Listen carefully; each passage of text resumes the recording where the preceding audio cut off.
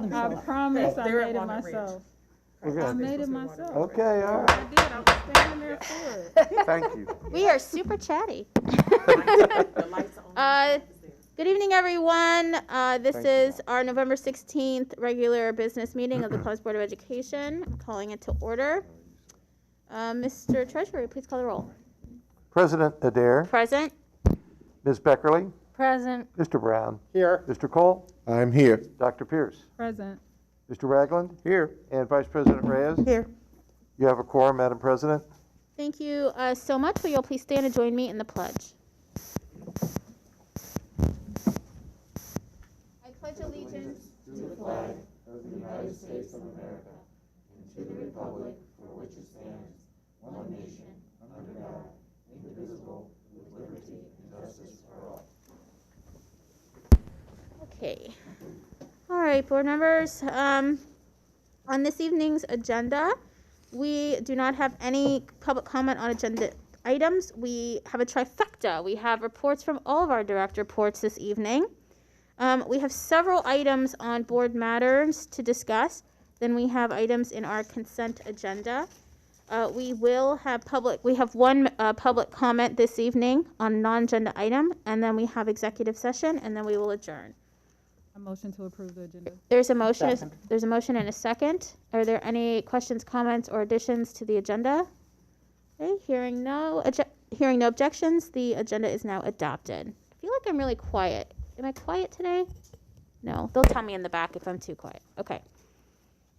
All right. We're going to go ahead and just turn it over to our superintendent for her report. Good evening. Good evening. Thank you, President Adair. To start my report tonight, I would like to welcome a guest from the city of Columbus, Maria Cantrell. She is a transportation engineer at the Department of Public Service. She was appointed to spearhead the city's Vision Zero initiative to eliminate fatal and serious injury traffic crashes in Columbus. Vision Zero is a collaborative effort supported by Mayor Ginther and the City Council and consists of the Department of Public Service, Department of Safety, Department of Neighborhoods, and Columbus Public Health, as well as other stakeholders, groups, including City of Columbus, Columbus City Schools, CODA, the Mid-Ohio Regional Planning Commission, Ohio Health, and Nationwide. As practitioners and transportation users, we've always cared about transportation safety, so what makes Vision Zero different? Maria's presentation would focus on how Vision Zero is a fundamental shift in the mindsets to prioritize protecting human life over all other goals of the transportation system, so that all transportation users, including pedestrians, cyclists, transit users, and motorists, arrive at their destination safely. So now I'll turn it over to Maria Cantrell. All right, hi everybody. Thank you so very much for having me here today. I'm just going to pull up a couple other notes because your system is a little new to me. I'm really excited to be here to explain Vision Zero to you and to let you know a little bit about what we've been doing, what's been going on, and how we've been collaborating with Columbus schools. So, I've had a lovely introduction, but really, what is Vision Zero? It's simply put, we're trying to eliminate these worst crashes on our streets here in Columbus. These are our fatal and serious injury crashes. So it's a little bit different than what we've been doing in the past. We've always cared about transportation safety, but the difference is that we're really focusing on these worst crashes, not the property damage only crashes, not the ding and dent crashes, but truly the crashes that affect people's lives, and we want to make sure everybody makes it home at the end of the day safely. There is an urgency to what we are doing. Every year, our fatal crashes increase by more than 10%. I mean, this year in 2021, these statistics are worse than ever. We've already had 68 fatal crashes in Columbus this year. This is just Columbus streets. It is not including freeways because we don't have authority in our jurisdiction to control how those streets are designed and regulated. That's controlled by the state. But every year these crashes are worse. It's often more pedestrians getting killed every year as well. So, as we mentioned in my introduction, this is a collaborative effort. I work for the Department of Public Service, and I sit at the Department of Public Service leading that role, but this is truly a collaborative effort with our safety folks and our health department and schools being involved as well, among the other members that Dr. Dixon mentioned in my introduction. We spent much of 2020 gathering data and looking at where these worst crashes were happening. We worked with the stakeholders, we worked with residents, we worked with activists from the bicycle and pedestrian community, we worked with the folks at Safe Routes to School as well.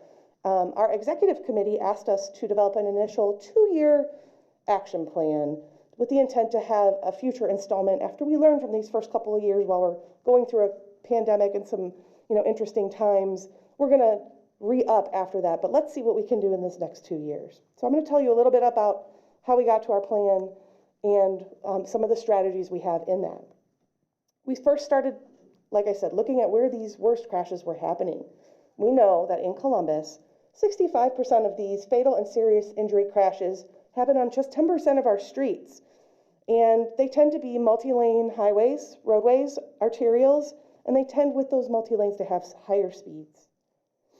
So at the end of this presentation, our website will be up again, but you can see all of this information on our website at columbus.gov/Vision0. We have maps of where all these fatal and serious injury crashes are occurring. So that would be the red dots on the map. The blue dots are the serious injury crashes. But we also wanted to know where our most vulnerable road users are, people walking, biking, where they're less protected when they're moving around by the protection of a vehicle, the frame of a car or a truck, where those crashes were happening. So those are also on this map. But you can kind of naturally connect the dots here with your eye, and that is how we developed our high injury network. Remember, we said we're looking at those worst crashes. The high injury network tends to be, like I said, Broad Street, High Street, Refugee Road, Livingston Avenue, Sullivan Avenue. So we're definitely focusing on the high injury network, but in addition to that,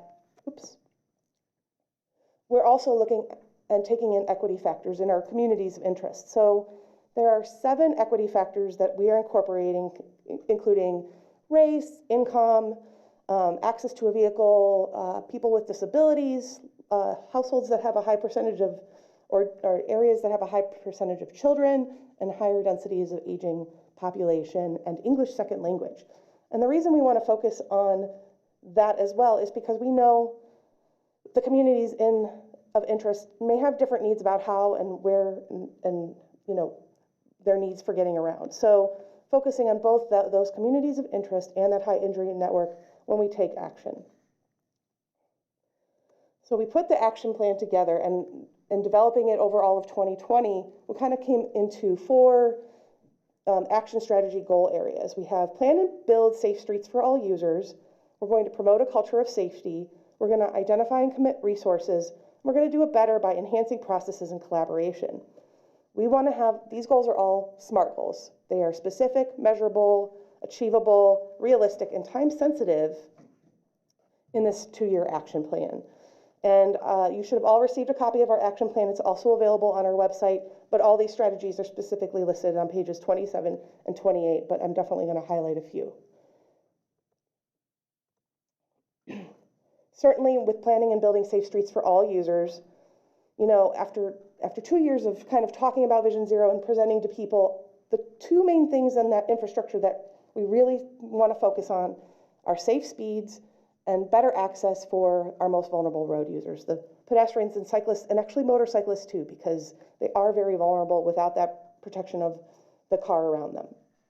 So we know that if you're a vulnerable road user, if you are struck by a car at 25 or 20 miles an hour, you have a 90% chance of surviving that crash. This is statistically proven. You double that speed to 40 miles an hour, and I would venture to say most people probably drive around 40 miles an hour. If you are a vulnerable road user hit at 40 miles an hour, you only have a 10% chance of surviving that crash. Speed is something a driver can control. We want to talk to our drivers to get them to think about their behaviors. We also want to change the way we design our streets to influence how people drive on those streets. So with that, we also know that we have certain risk factors on our existing streets. This is a graphic that's also available in our action plan, but factors like unprotected crossings for pedestrians, long distances between signals, no street lighting, fast-moving traffic, wide streets, and lack of separated space for like bike lanes, or sometimes in some cases, no sidewalks. Those are definitely risk factors that we look at in our infrastructure. And what can we do about that? Well, when we design roads, we can change what we incorporate in them.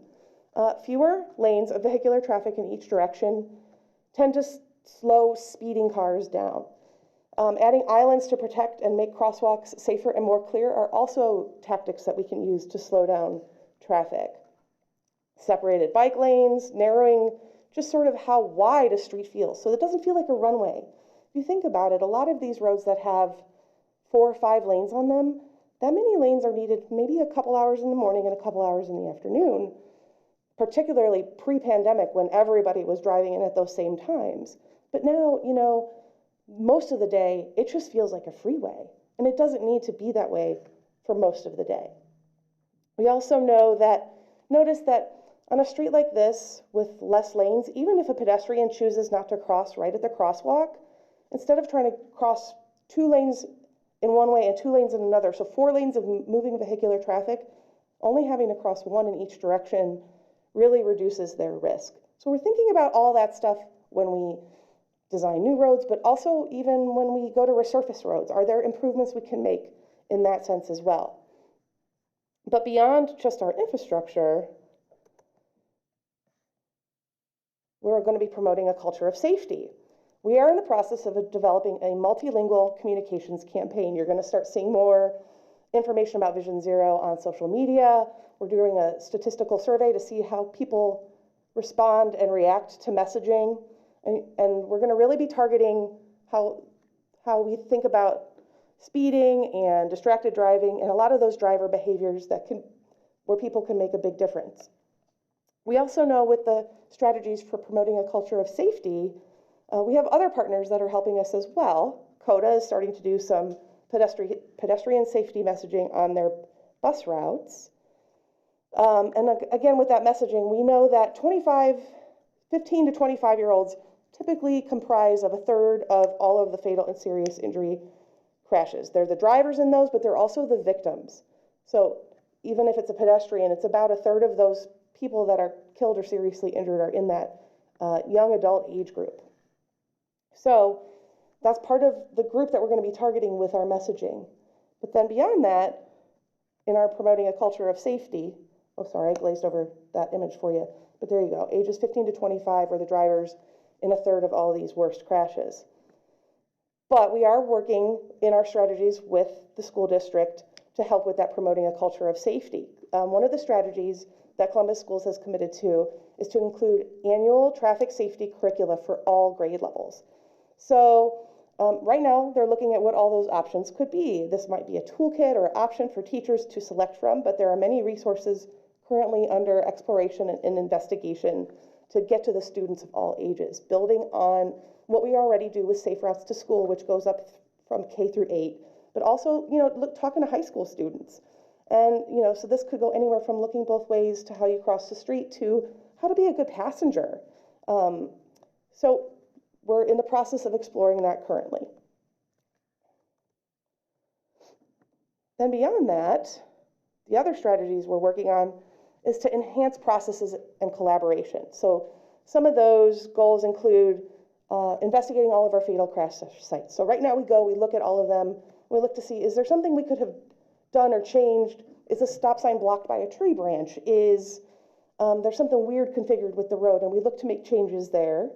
We're also and we do have over 20 strategies, and I'm just highlighting a few, but we're looking to change legislation too, and making distracted driving a primary offense in the state of Ohio. Ohio is one of 4 states that does not have that law currently. It's currently House Bill 283, and it's in our Criminal Justice Committee at the House of Representatives, and it's in process currently, and we're optimistic to make that change. And then again, working with Columbus Schools, we're Columbus Schools is collaborating with our Department of Public Service, Division of Traffic Management, and also police to look at how can we create a checklist to optimize school bus stop locations. So currently, Columbus City Schools leadership is looking to see what are some best practices that some other leading pupil transportation schools are doing, and trying to come up with a checklist. And we're going to review that again with the police and the Department of Public Service to see if there's an optimized way to kind of look at, you know, where we put in new bus stops, and are there some that we might want to improve in the future. I have so much I could share with you, and I only have 20 minutes today, so I'm very excited to tell you all about Vision Zero. I will leave business cards here if any of you would like to talk to me further, but you can go to our website. There's tons of information on there. You can see where we've already done work, get a copy of the action plan, see more data on where these crashes are happening, who is most effective, and beyond that. So, like I said, columbus.gov/Vision Zero is the website to check out, and I'm happy to answer any questions that you may have. Yes, sir? Oh, no, it's okay. I'll direct the questions. We'll go to Board Member Cole, and then if you do have a question, let me know. Thank you, Madam President. Thank you so much, Ms. Cantrell, for giving us this presentation today. I definitely love the idea of traffic safety, specifically when we've had a number of accidents over several years that have taken the lives of some of our children. The most recent that I can recall occurred on just off of one of the streets I live on, or live off of, excuse me, McNaughton Road.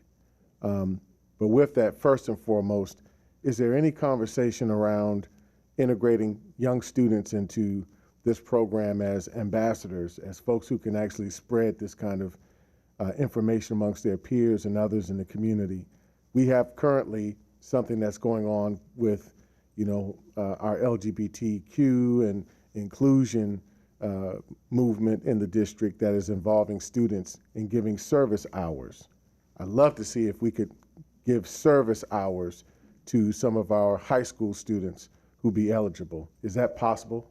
Absolutely. I'm so glad you brought this up and suggested it. We do have, as part of that multilingual communications education outreach program, an ambassador program that we are going to be setting up. And it has come up as the idea of, well, what about having some younger students and children participating in that as well? Those people have not yet been identified. We can still plan that out and collaborate with you to look at who you might want to include with that. But I love that idea.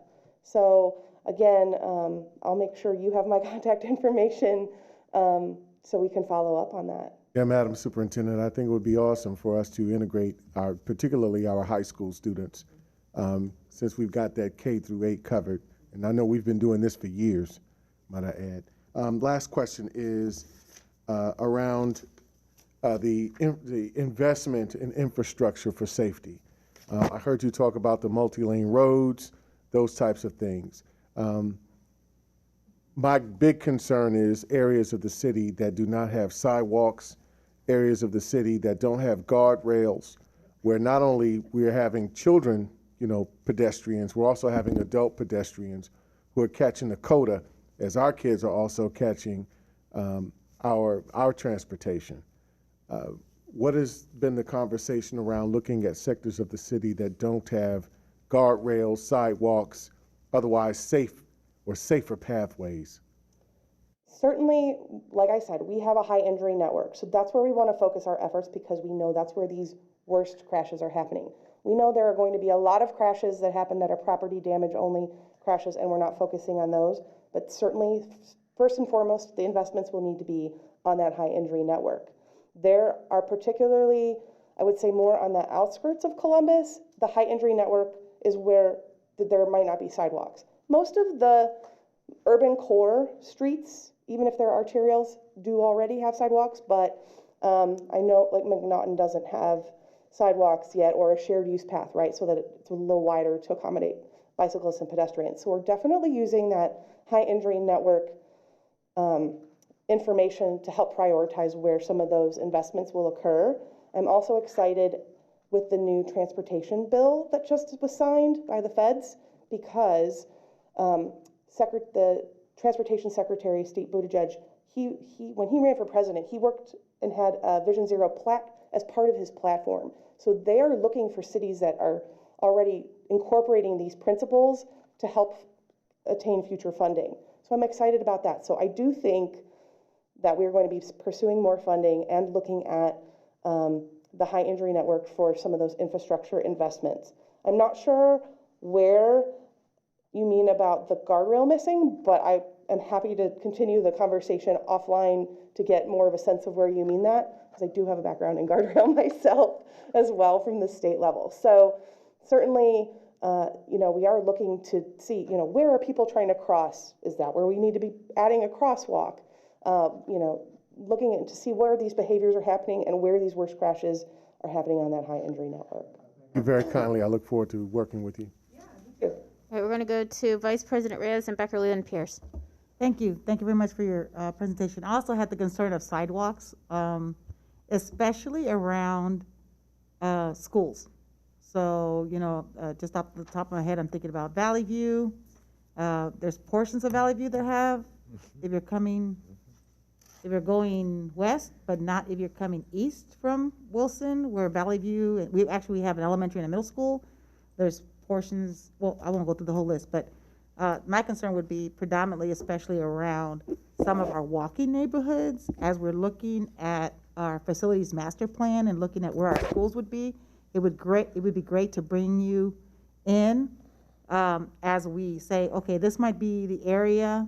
As we think about making investments, this is truly the area we should all come together to ensure that those guardrails are there. To the comment about McNaughton, as you're looking at those, also a school area, that's a very large street that encourages high speeds for vehicles, especially around schools. I see that also around Livingston, Valley View. You can go from Wilson to Hague at 60 miles an hour, and there's not a single bump to stop you. I think, and it's supposed to be 35 and then 20 when you get to the school zone. Same thing for McNaughton, some of the Livingston. As I drive around the city, around our schools, and you all are looking at safe streets, I think that's something that we might want to consider, whether it's a speed bump, adding a stop in the middle, so encourages people to stop going 60 miles an hour. At some point, you're going to have to slow down. I don't know if that's something that you are looking at in your plan. We already have had a relationship with the Safe Routes to School district-wide school traffic plan. So we definitely have an ongoing conversation with the individuals that already are looking at that. I know that school travel plan is supposed to be getting an update here pretty shortly, so I know we have regular conversations with them. So that's generally what we have been looking at as far as sidewalk investment or other pedestrian safety accommodations. So whether it's bump outs or an added crosswalk, we did just recently with the Vision Zero plan look at where painted crosswalks were recommended, and I think there were over 60 that were installed this summer, just adding more visibility to where those crossings should happen around schools. So we are looking at it.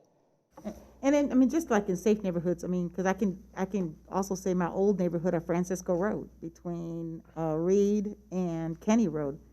That's another, NASCAR waiting to happen. So, and there's not necessarily a school there, but it's a neighborhood that has walkers going to our school. So I guess I want to make sure I advocate for those neighborhoods that have those long streets that people take advantage of. The other concern I have is the school zones traffic lights. I see many people speeding through those when their traffic lights are on. I understand that they are monitored by the city, implemented and installed by the city. As you look at your plans, some areas are very short. By the time, again, I'm going to be talking about the places where McNaughton, Livingston, if you're going 55 miles an hour, 60 miles an hour, by the time you get to that light that's flashing, what I've experienced and seen is people tend not to stop and go down to 20. They may go down to 40. So I don't know what the solution is as you're looking at safe areas. And of course, I'm going to be concerned about the schools, community centers, where we have elderlies coming to community centers. Those are also things that I hope, I didn't see in the presentation, but I'm assuming you're probably looking at, but just want to make sure I highlight that. Great, yeah. There's not a specific strategy in this particular action plan addressing the location and length of the school zones, but we do have active conversations with the Department of Public Service and the school transportation people to look at where there are specific concerns. I believe they're quarterly. They do meet and discuss those. But if there's any specific ones that you want to email me about, and we can take an additional look at those. Oh, I can do that. Thank you. Sure. Board Member Beckerly? No, I'm good. I just wanted to know if sidewalks were part of the mix, and it sounds like they are. Sure, yeah. Dr. Pierce? Thank you so much for your presentation. We definitely appreciate it. So my question goes to the sustainability. I think it's great that you came and gave the presentation, you engaged us with our questions, but I'm more interested in what is your plan to keep this level of communication going with our board members, and those students that will be named as ambassadors? Do you all have a timeline? Do you all have you talked about what that structure would look like? Which one of our board committees it might be feasible for you to come in and speak with on a quarterly basis? What's the sustainability of this project and the communication after today? Invite me. I'm happy to talk about this. I'm very passionate about the subject matter. Like I said, our multilingual communication campaign, we've got $1 million of funding for that. So we are just getting it started, trying to look at where we're going to be most effective in our messaging. We have opportunities to work with Columbus school staff to see, here's the messaging we're going to be sending out and sharing it with you. So if they're, for the ongoing conversations, I would be the point of contact. I plan to continue to be here. I believe that this Vision Zero movement is not merely a 2-year plan. It is the start of a movement that needs to be going indefinitely. So the current plan we have is to go for 2 years, and then I got to by then have another plan ready too. So that's the goal that I'm aware of. So I appreciate that, and I appreciate your honesty. So President Adair and colleagues, I would respectfully like to request that we think about what committees we could connect her to, so we are continuing to communicate.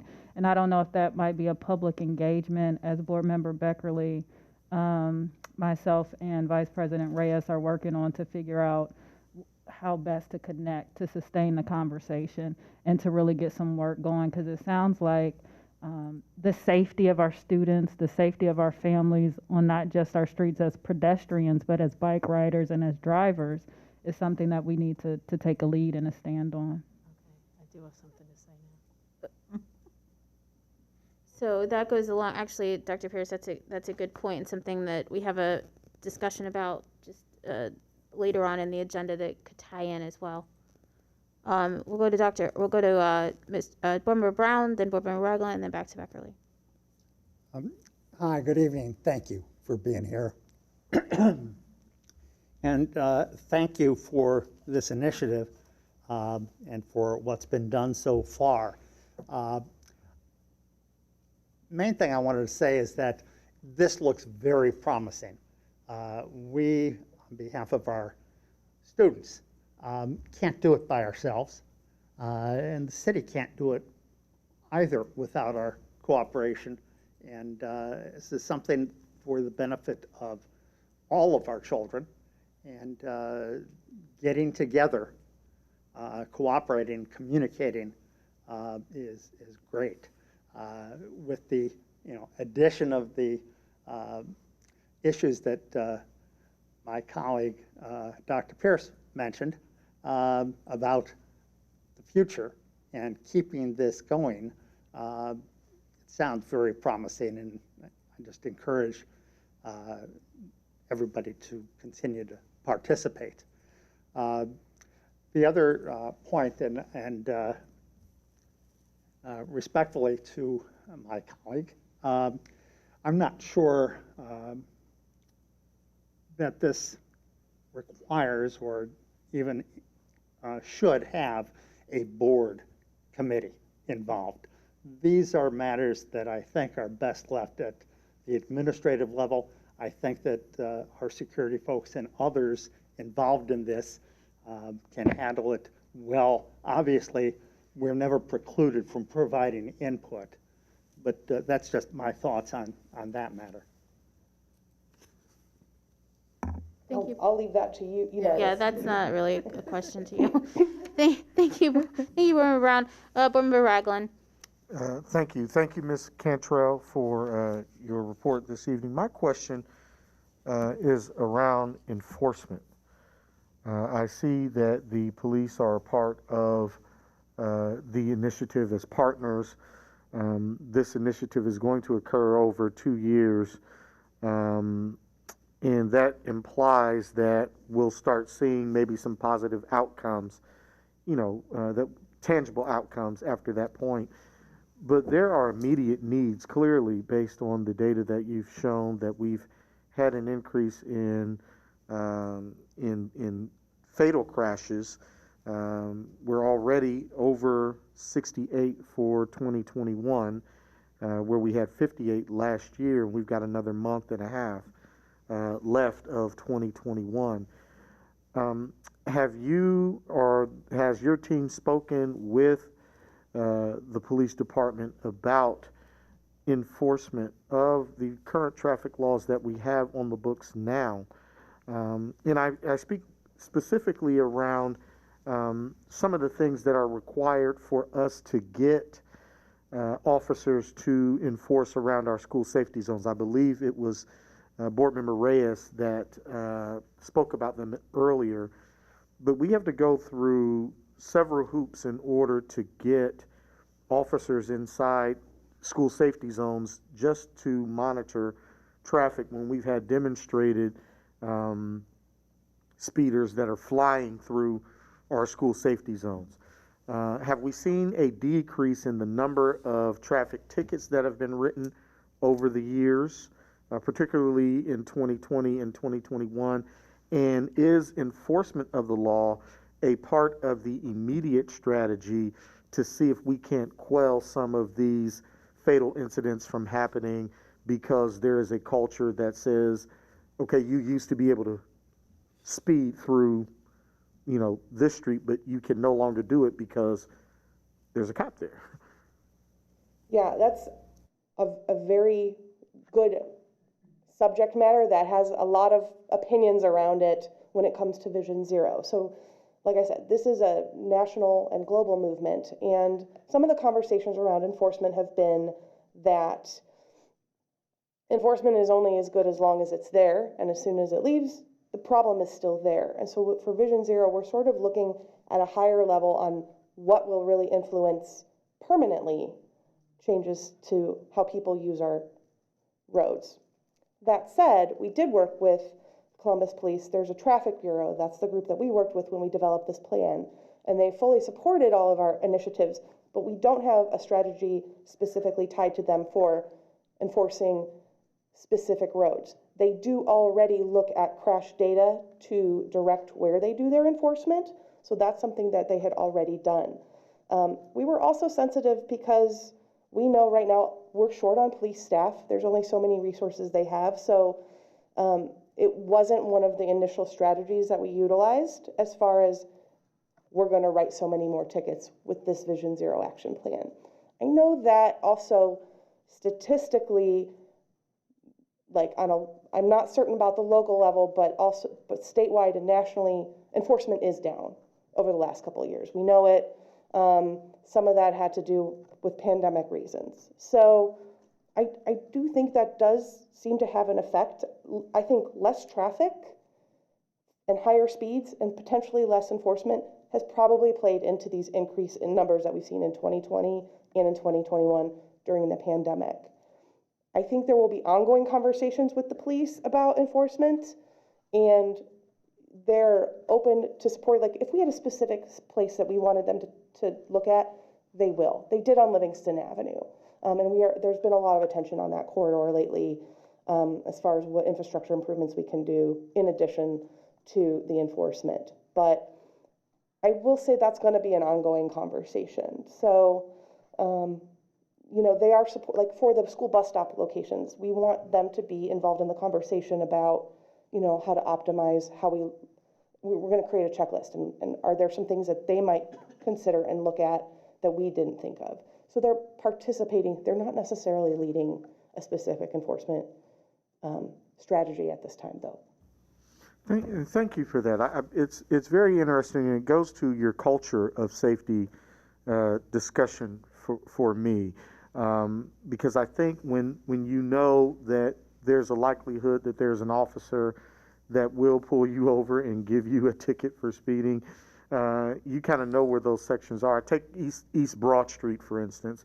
I can go 60 down East Broad Street, but as soon as I cross Nelson Road, I automatically hit the brakes. Right? I mean, that's like,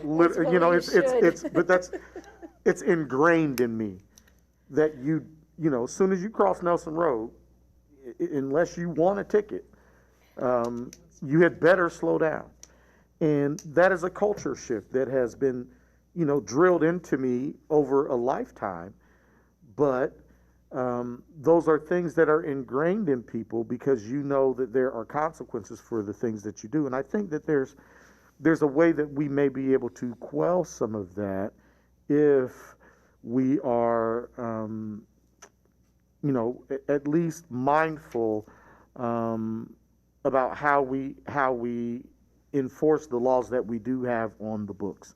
So thank you so much for this report. I'm very excited about what could become of all of this, and glad that you all have incorporated the district in partnership in working with this. So that concludes my questions and comments, Madam President. Thank you. Back to Board Member Beckerly.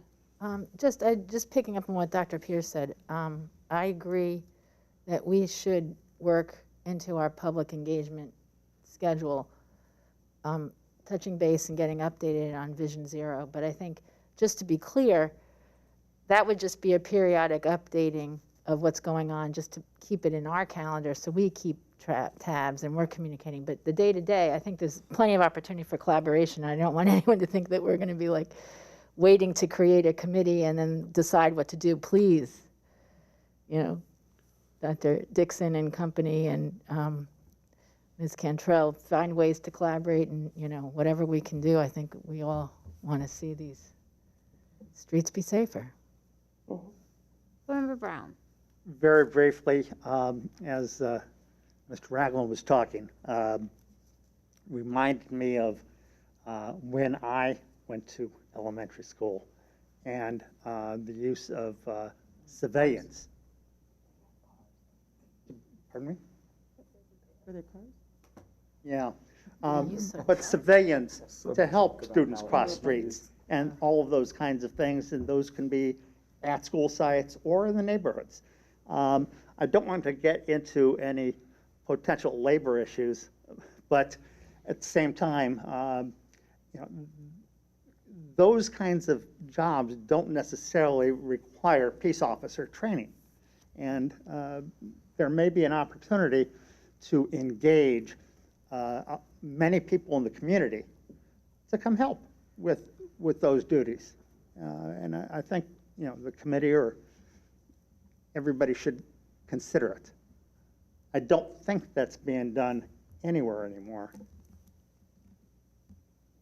And maybe there's an opportunity with ambassadors to help recruit or look into that type of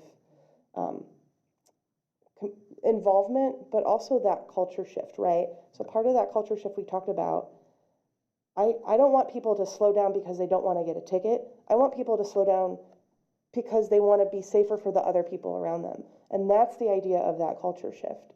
So starting from the youth to talk to their family and friends. I know when I grew up, I was taught to wear a seatbelt, and if my parents didn't wear one, I give them a hard time.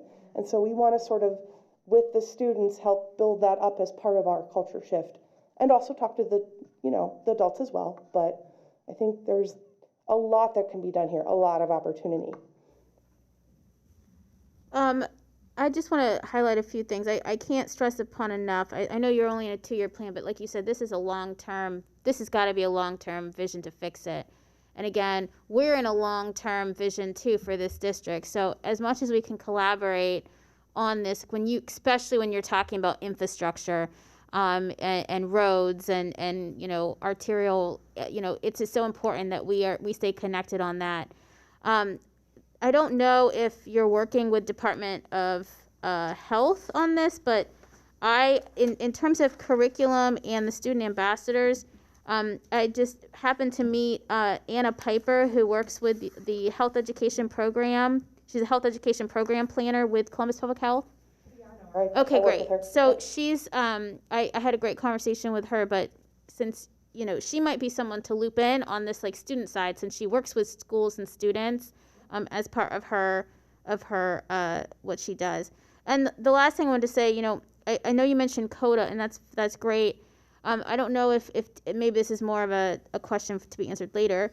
How are school buses, being included in that? I mean, we actually have a larger transportation operation than CODA does. So, I don't know if we have little signs or something that we're putting on buses to help promote this culture of safety, especially as our kids exit the buses and become walkers.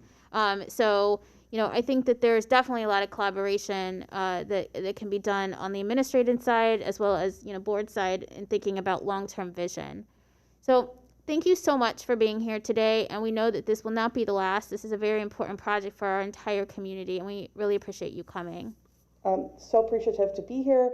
I'll leave some business cards right here if anybody wants to reach me personally after this. I thank you for your time and look forward to working with you in the future. Thank you. And we'll turn it back to Dr. Dixon for the remainder of her report. Thank you. So now I would like to provide a few important updates to the board. First, I'll start with Columbus Promise.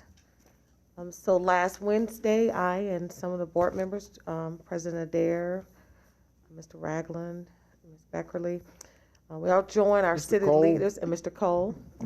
Thank you, Mr. Cole. Join our city leaders, community and business partners, and an amazing group of students to announce an incredible initiative that I know will open so many doors for future Columbus City School graduates, the Columbus Promise. This new initiative will provide free tuition for CCS graduates to attend Columbus State Community College and continue their education after high school. They'll also have access to mentors, scholarships for their books, and other academic resources to set them up for success. Whether they decide to use that degree as a launching point to further their education or enter the workforce, we're making a promise to our students that they will have the knowledge and skills to make an immediate impact. I want our students to understand that a college education is a real and attainable goal, especially when you remove one of its biggest hurdles, tuition.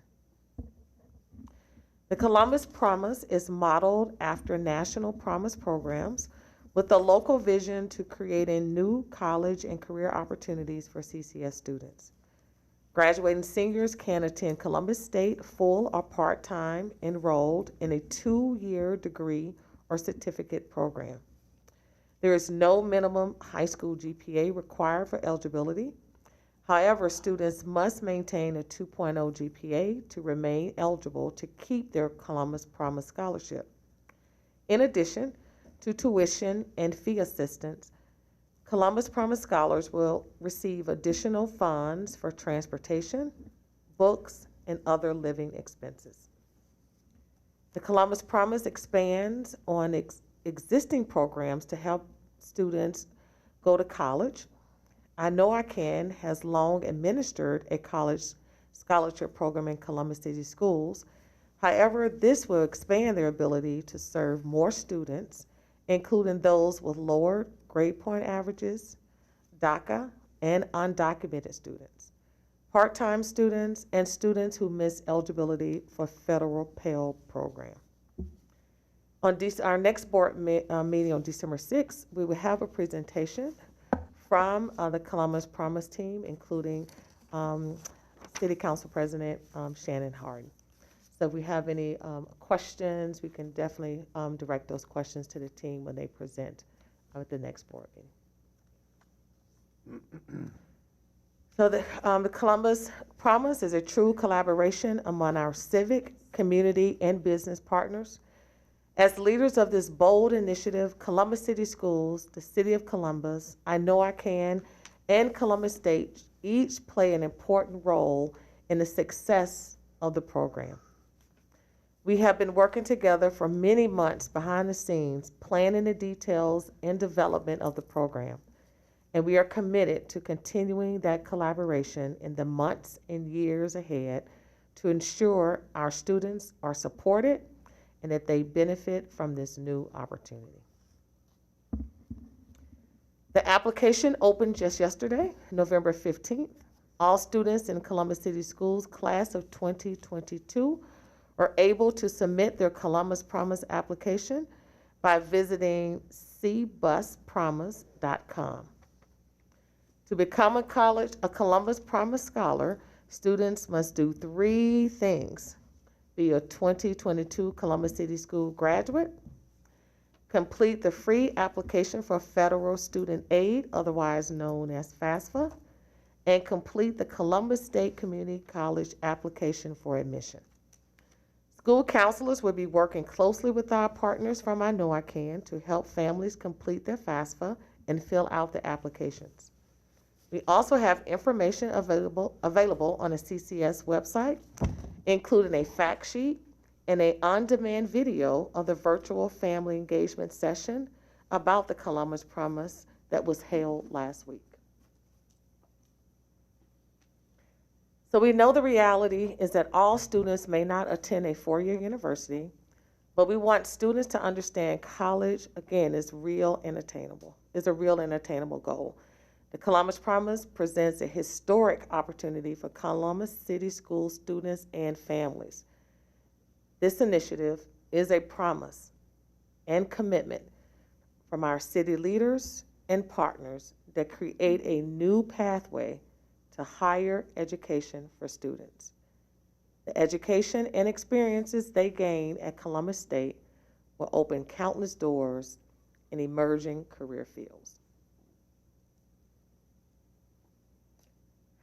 Next, we have Wellness Week resources. For almost the past 2 years, the stresses and uncertainties that have come with the COVID-19 pandemic have weighed heavily on all of us. Balancing our roles as educators with our family responsibilities have pulled us in so many directions. The transitions between remote and in-person learning were difficult for students. They went months without seeing the faces of people that they saw nearly every day. That, coupled with not knowing if and when things will return to normal, is a lot for a child.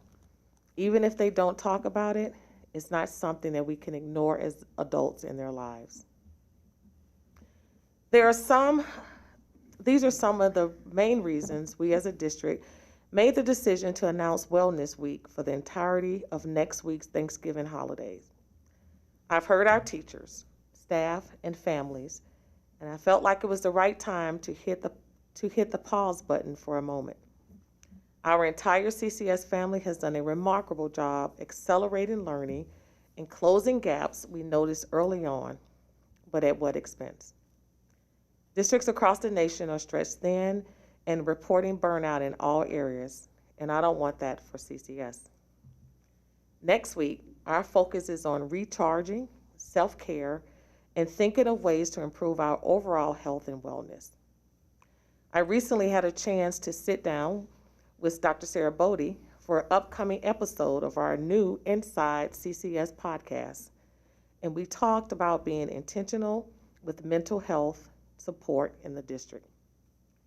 Dr. Bodie's team at Nationwide Children's Hospital has been at the forefront of this work, and with her continued partnership, Columbus City Schools could very well wind up being the model for other school systems implementing total wellness initiatives. When I announced Wellness Week a few weeks ago, I'm sure that there were a lot of people excited about the idea of no school or extra vacation days. While the majority of the district operation will be closed Monday and Tuesday, we're still considered asynchronous learning days for our students. We want students to use these 2 days to take more ownership of their learning, and that doesn't have to be in front of a computer or doing worksheets all day. Our academic team has been hard at work to identify and create community exploration experiences like free tickets to the Columbus Zoo, COSI, and the Columbus Art Museum. They've even created virtual field trips through groups like Franklin Park Conservatory and Lifetown. Learning doesn't have to be limited to a classroom. That road trip or photo album they create in their iPhone is an example of an outside, out-of-the-box learning we want to see and hear about. For teachers, we're not expecting you to scramble to create a 10-page learning package for students to take home on Friday. Challenge them to find something they're excited and passionate about, and tell them to be prepared to show when they return to class on the 29th. Maybe this is their chance to make up missed assignments or do that extra credit you shared a few days ago. We want you to be able to focus on you next week, you more than deserve it. So tomorrow we'll be sharing our Wellness Week online hub that includes a complete list of academic resources for students, families, and staff. And everyone should keep an eye on your emails, our website, and our social media pages. We want to make sure we were able to provide memorable and meaningful learning experiences the entire family could enjoy, as well as take some of the pressures off our teachers. I think I can speak for all of us when I say we've learned a lot during the pandemic. One of the most important is that our overall health and wellness are essential. That's what our Wellness Week decision is about, to prioritize the mental well-being of our community so we can come back ready to meet all of the challenges in front of us head on.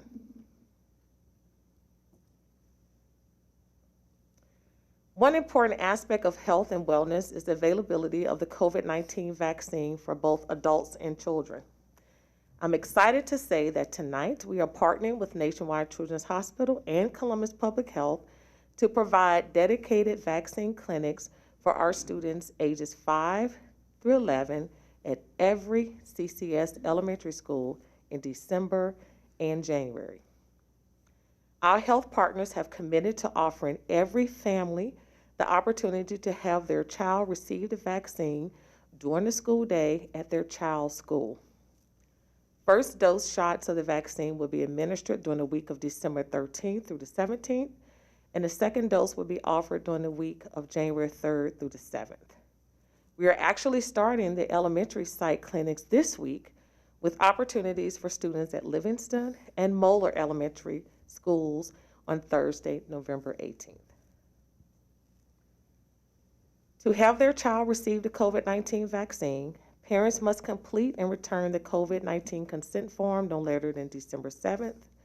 Consent forms can be completed electronically on our website or by paper copy and returned to the school nurse. Once the students receive the vaccination, they will be observed in a designated waiting area for 15 minutes before they're permitted to return to their classroom. Parents are not required to be present when the vaccine is administered.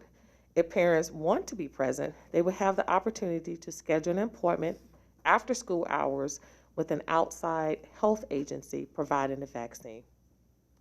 Nationwide Children's Hospital and Columbus Public Schools continue to offer vaccines for ages 5 and older at outside clinics for those families who wish to get it sooner.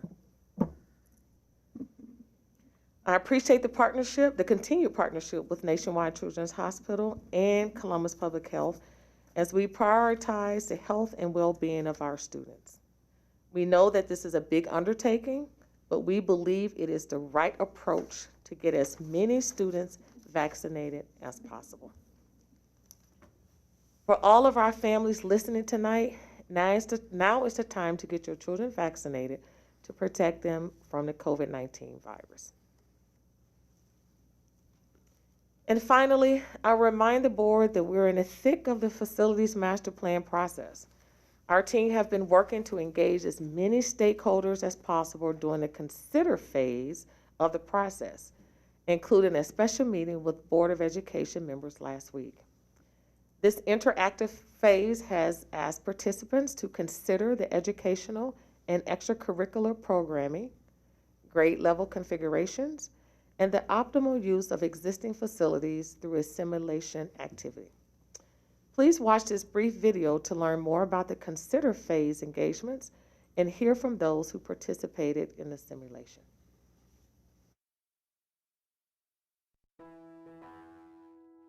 So over the past couple of weeks, we've wrapped up the formal community engagement for Phase 5 of the Facility Master Plan. So Phase 5 is Consider, and Consider is really just thinking about all the potential options there are, thinking about academic spaces for the district and how things could, and I would say especially should, look different going forward. I am a parent of a 5th grader at ACO Kenwood French Immersion. I also have a 10th grader who also attended ACO Kenwood and Dominion. If we're building new buildings, how do we make sure that the infrastructure is there for that? Are we building pools and stadiums? Are we making sure that there's science labs? You know, all of these things connect to other areas of the city like Ohio State and Chem Abstract. You know, all of the businesses that are here could really be key players in the future of how our students learn. You know, we certainly want to always have as much representation as we can get, but we just weren't hearing that student voice in the public meetings. And so we made a very intentional pivot to get out to our schools and make sure that we do have that student voice really leading the way for this facility master plan. I think this simulation thing was a great idea because we need like the actual students' thoughts when it comes to making those big decisions that will eventually affect these students. I think some schools that needed to be combined were Kaz and I think Eastmore, I believe. Both schools I remember are lottery schools, so combining those two could like have a great facility, like a system that could help the students a lot. And it's interesting because it could be like the second Fort Hays kind of like. As of today, I think we've hit about a dozen of our school sites. We've made the commitment that over the next couple of weeks, we're going to make sure we touch every single one of our middle school and high schools. At this point, we've engaged with over 200 students. This district specifically is very spread out. There's a lot of students in different parts of the district that go to private schools and other types of schools.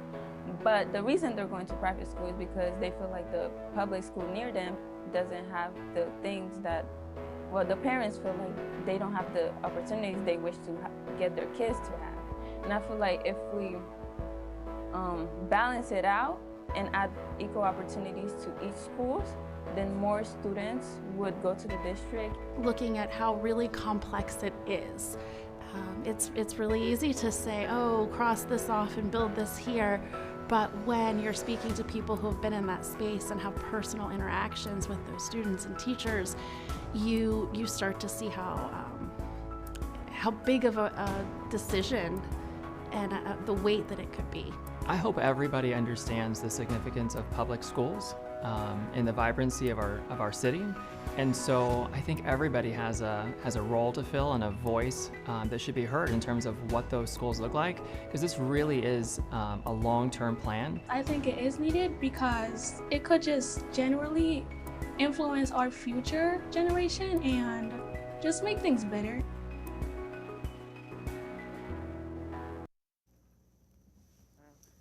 So thank you. So that concludes my report for tonight.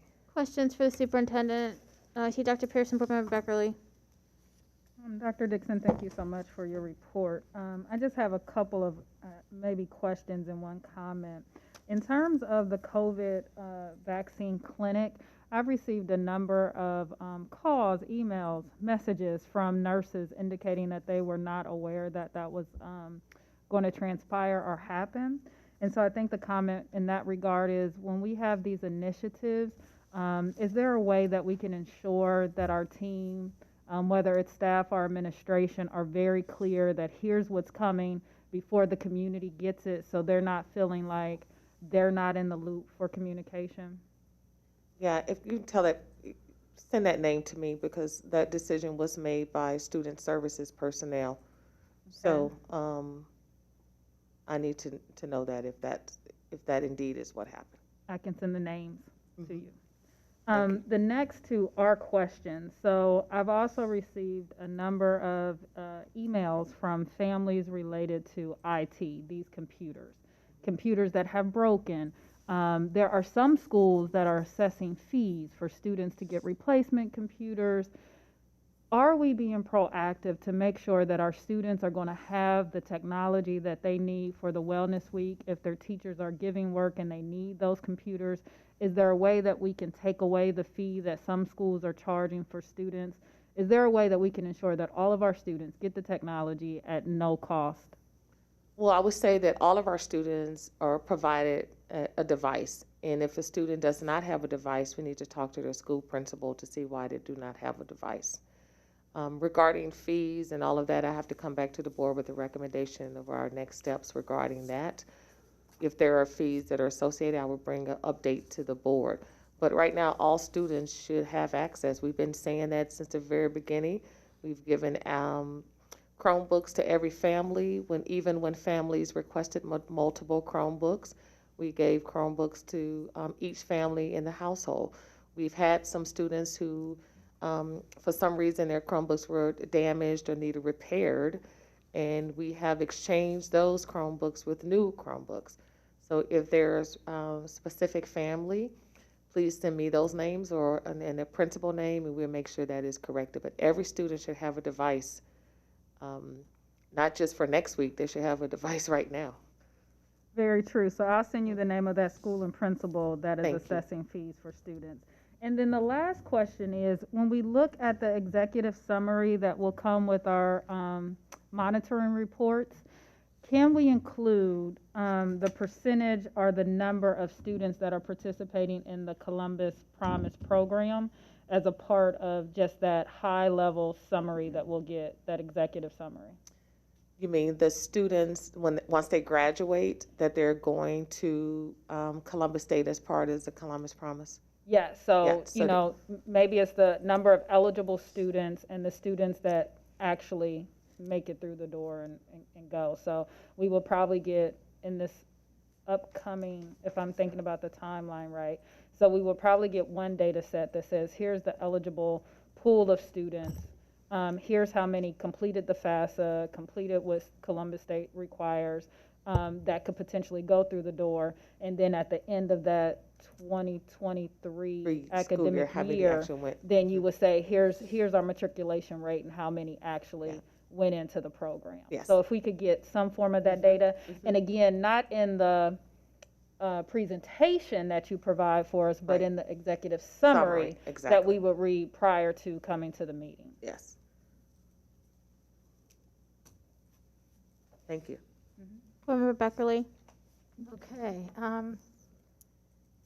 I love the video. I love the student voices. They're going to lead the way every time. But I just wanted to ask and request, I think, that it's great that we're going to have every middle school and high school.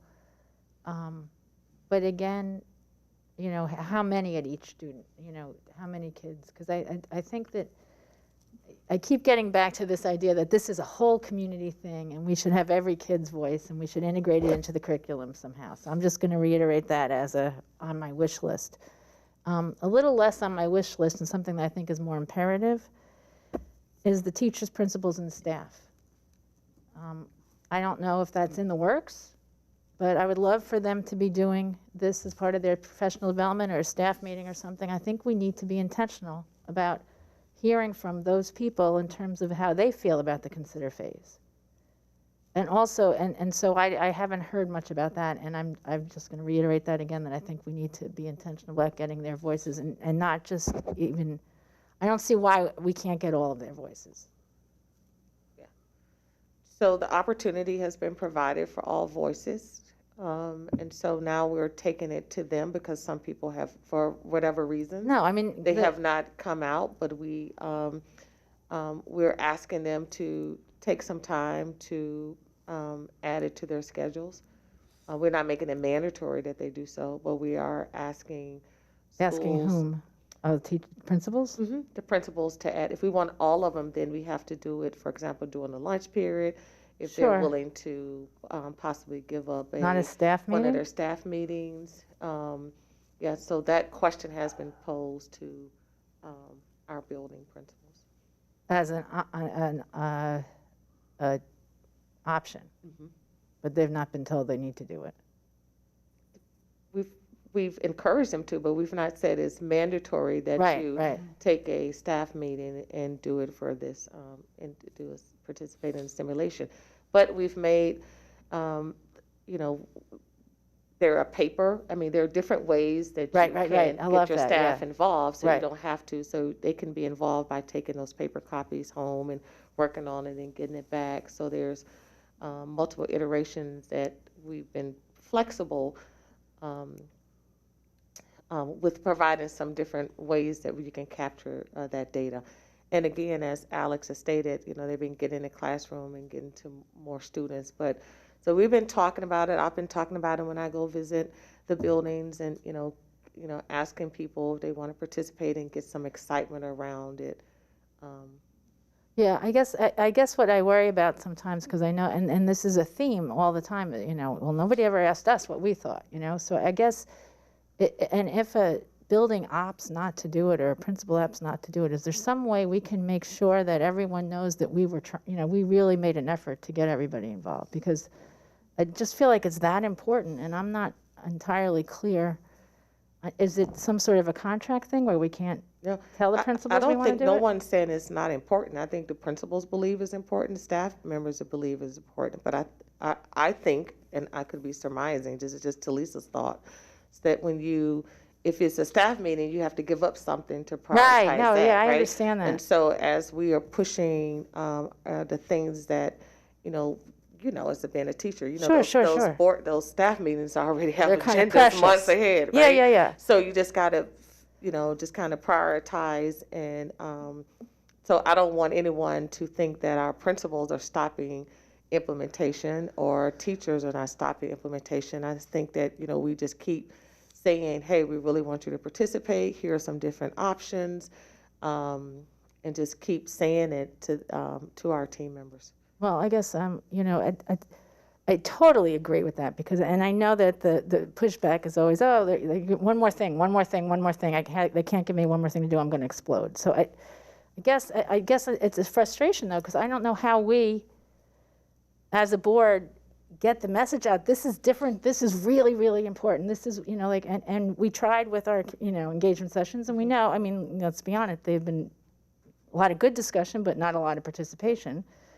And I just feel like there should be a way to, I don't know if it's board members sending videos to regions, Well, or I think, to staff, or how we, how do we get over this hurdle of making sure? Well, even today I had my monthly meeting with the area superintendents, and I said to them, hey, just keep encouraging your principals to, find the time to fit in their schedules and really get people involved in participating. And then we have some different ways you can do it. So you don't have to necessarily have to have all your staff and doing the simulation as you did as a board. They have the paper copies now that we talked about. So I think just them, and I just stated that to them today, just to keep informing their teams to find the time, because it's important that we find the time, and that we as an organization is not saying to our principals that they are not prioritizing or our teachers are not. And I don't think that's it at all. Is that time is just so precious that we're just trying to fit a lot of things in. So maybe over the when we come back, I tell them to do another push. But we just had this conversation today with the area superintendents so they can keep pushing it that we get people to be involved. And also, we have some teachers that are saying to Alex and the team, hey, come to my class. I Good. would like this. Yeah. So that's those. That's the best way, Oh, yeah, organically. yes, Yeah, yes, yeah, because yeah, you're yeah. having students, so that's how that happened. There was teachers that saying, hey, come to my class. I would love to see my students be a part of this project. And that's what he was thinking too. That's going to happen in some more for the next, when they're talking about going to each classroom, just getting students excited. If the adults don't have the time because of other priorities, getting those students, specifically those elementary students and some middle, because they're going to be living in these buildings, Yeah, right? yeah, So yeah, really exactly. getting their engagement and their input about the future of these buildings that they will live in, I think is not living, but spend so much time in, is really important. Well, and maybe this is just another thought and a different way to look at it. Can we have some sort of documentation about what schools, what buildings, who participated, so that we can say, well, we talked to this many students in this many buildings in this many regions, and this many staffs did it during professional development, or these many custodians, or however. So we have some data that says we really did take in everybody's thoughts. Like maybe we can do it that way. I think that's great. I believe we actually have that information. We just good. need to share it. All right, so then maybe if you could just share it with us, that would be great. Okay, we're gonna go on. Stop Is that okay? Board Member Ragland, then Board Member Cole. No, that last idea was, that was my idea. I think we should publicize, 80% of CAS has participated in the facilities master plan. Right, I mean, make it a competition, because we want them all to be involved. Yeah. And if we highlight, who's responding, who's doing what. I mean, we celebrate those teachers and those principals that stay for the programs that we have for the community. I mean, there's always staff members in those meetings as well, and we always try to highlight the fact that we do have staff members that are, from the building that have stayed, and then some that do come from other buildings. I think it would be a fun way to get increased participation if we can, if we've got that information. Let's have some fun with it. And let's go by region, and let's get one of our partners to provide a pizza party for the school that has the highest percentage of participation in the facilities master plan process. I think there's a good way for us to get a bit more buy-in, because I believe that the outreach has occurred. That's one thing that I am confident in. We've done a really good job of letting people know when these things were going to occur. When we didn't feel like we were getting the returns, the administration shifted and tried, several different iterations. And so I think to your point, Board Member Beckerly, there's a way that we could have a little fun and get more folks involved, and have some prizes at the end of it, and see if we can't get more buy-in, particularly on this part of the process, because we know on the tail end, if we don't get the participation that we want, there's going to be some that are going to feel like they were left out. And so, you might want to incentivize the behavior that we want to see. That's my Thank you. short observation. Member Cole. Thank you so much. Just very quickly, I think that there's a wonderful opportunity, if it isn't being utilized, to incorporate TBTs, teacher-based teams. To me, they would be a critical subset of personnel on a building-for-building basis that would have conversation and input directly on this type of piece here that we're doing on this initiative. So maybe TBTs can discuss ways in which to integrate this process into the school building curriculum. And as much as, I like kids, as much as I like pizza from time to time, and I'm not discouraging it, let's make this extra credit. Let's give some students the real currency, your grade.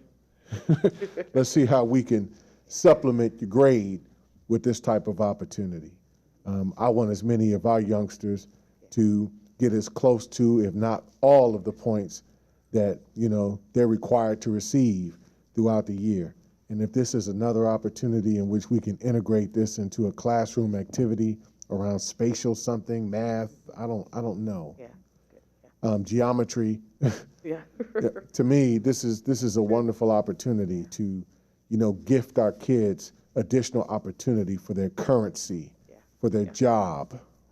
Yeah, you're right, and that's why they're going out to those elementary and middle schools to capture those students, because we want the student voice, and even if we don't get as many adults as we want, getting those students is powerful, because again, as I stated, they are the ones that are going to have to, live in these buildings, and getting them to get excited, even, think about elementary students and getting some of their artwork, getting artwork today for the building that'll open in 5 years. Can you see how powerful that is? And you walk in that building and say, that was my artwork in the first grade. Now the building open. So, we'll keep working with our adults to find that time.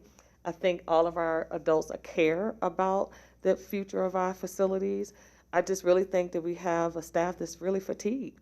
We have a lot of initiatives, so I don't want, I don't think they don't care. I think people are just fatigued, and we're trying to get the excitement from our students. But we will keep working, to your point, we will keep working at getting our adults involved, because we do need our adults involved. But we've had so many initiatives. Just think about all the initiatives that we have been pushing, and our adults have been leading those initiatives. I think just one more thing to your points, they're just fatigued, but getting the students' excitement is one that we have to keep pushing, excitement of our students. That's just my thoughts, but thank you. I thank you. If I can just close very quickly, I promise. There's no doubt in my mind, as in yours, that all of us in many different ways are fatigued. We are.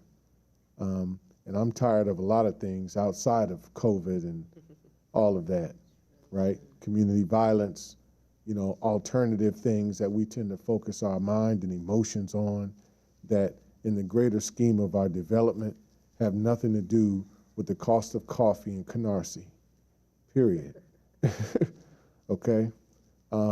So I'm of the mindset that if our children are engaged enough in this process, and I've been there with them, when I watch them bring creativity, when I watch them adapt to a situation and adapt data in front of them to a situation where they are involved, when they've shown how they want to see global empathy just in the use of space, let alone curriculum and all of these other things, how they've shown that to each other. To me, that's motivation. That's motivation enough to see my kid doing it. I'm tired too. I've got a senior who I'm trying to make sure this guy finishes as top as he can be in his class. And it's hard work, right? But we gotta do it. And the ultimate piece about this is, again, closing the belief gap. So I'm really challenging all of our staff. I know our collective bargain and classified employees have stepped up and engaged in this process, right? You opened the floor for that, didn't you? Oh, yes. Okay, they participated, right? Okay, then it's incumbent of everybody to get engaged and close the belief gap in what you want to see this district be. That's it. Otherwise, you're on the menu. When it's time to design the menu, this now is the time. Otherwise, you're on the menu. So I'm hoping everybody hears that. And I hope I agitate them enough in just that comment to get engaged, get excited about this, and let's work forward to designing a district that we want to see. So I apologize, but I'm just, when folks get to talking to me about tired, excuses are tools of the incompetent, utilized to build monuments of nothingness. Those who utilize them are seldom successful. And I am tired of people thinking that my school district is seldom successful. And I've seen a lot of kids make it. Some of y'all who graduated from this school district are doing it, handling your business. So let's take it to the next level. No more excuses. Let's get it. Thank you. So I completely 100% agree with what he just said. And we cannot make any excuses. This is a priority. This has been a priority. Without this, without participation, without active community involvement, we cannot create the portrait. We cannot. It's time for our community to realize that. We are about change and pushing this district forward. And we have to do that for our kids. We have to. Look at the environment we're in. Yeah, we are all tired. Look at what's going down at the State House. Look at the attacks on public education. People want to see our kids fail. We can't let that happen. So we got to push through being tired. And we all need to come to the table, because this is what I know.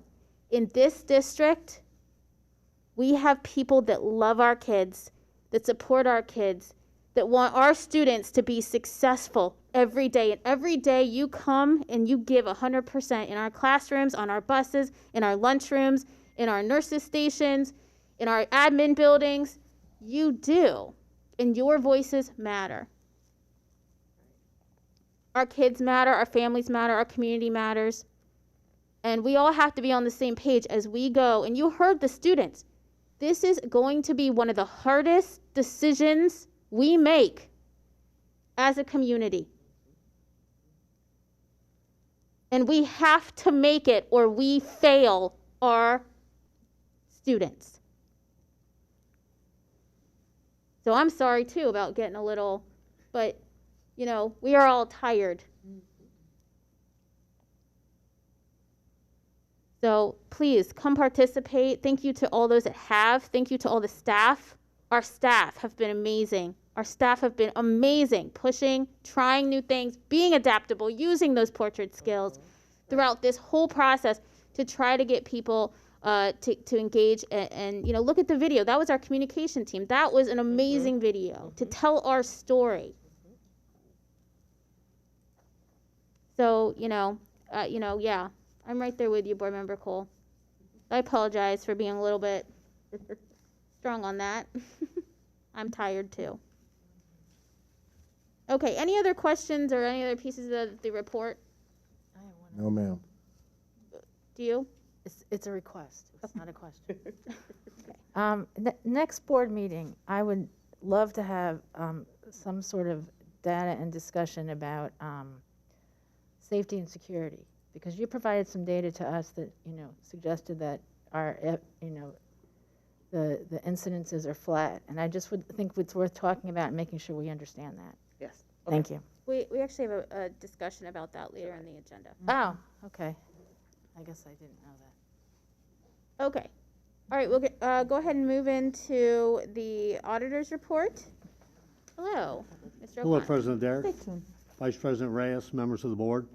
The Audit and Accountability Committee met October 28th, and the following is an executive summary of that meeting. Section 1 was committee operations. Auditor Smith presented the proposed calendar year 2022 calendar of meetings and calendar of activities to the committee. The calendar of activities is a document listing the actions and responsibilities, the frequency of reporting to the committee, and the owner of the action or responsibility. The sections of that document are committee operations, internal audit, risk management, legal and ethical compliance, and external engagements. Section 2, the Office of Internal Audit Report. We introduced a new member to our staff. The Senior Information Systems Consultant position has been filled by Satya Uramseti. He came to the district with extensive IT experience and started with our office on October 25th. Our second item deals with consulting engagements. Thanks to management for reaching out to us for both of these engagements. The first one is transportation. OIA has executed an engagement letter with the Deputy Superintendent of Operations to perform certain consulting services related to bus driver attendance and the Office of Transportation's use of information systems, software, and data to manage and monitor transportation's operations. The second consulting engagement has OIA has had preliminary discussions with the Department of Communications and Engagement Leadership regarding a potential engagement related to call center activities. Additional discussions are needed and will likely occur in the next few months to define potential engagement objectives. The third item was the Office of Internal Audit charter discussion. Auditor Smith presented a proposed OIA charter with minimal changes to ensure compliance with the Institute of Internal Auditors guidance. This helps OIA comply with our governing standards, which requires periodic review of the charter and periodic presentation to the committee. And the last item under internal audit report is the internal audit activity and dashboard. The dashboard was presented, and this included the status of the fiscal year 22 audit plan, the status of current management follow-up activities on previously made recommendations, and other activities of OIA as of September 30th. The final item in section 3 is risk management, and Treasurer Bohoric provided a presentation on departmental risk assessment and reorganization of the Treasurer's office. This concludes the OIA report, and I'd be glad to take any questions if anybody has any. Thank you. Any questions from the internal? Before we get that, co-chairs, anything you'd like to say before we go to questions? Board Member Buckley. I just wanted to thank Treasurer Bohoric because he presented a really thoughtful presentation and explained how his reorganization is structured, and it was really well thought out and helped us get a handle on where the risks are or aren't, and it was really well done, so thank you. Board Member Brown. Thank you. Just a few questions. Sure. First, it's a good report, and it's short and direct and all those good kinds of things. On the transportation consulting services, I'm not quite sure what that is, and who is the Deputy Superintendent of Operations that there's a contract with? We're talking about? Yes, Dr. James. Dr. James. All right, so is this a separate agreement?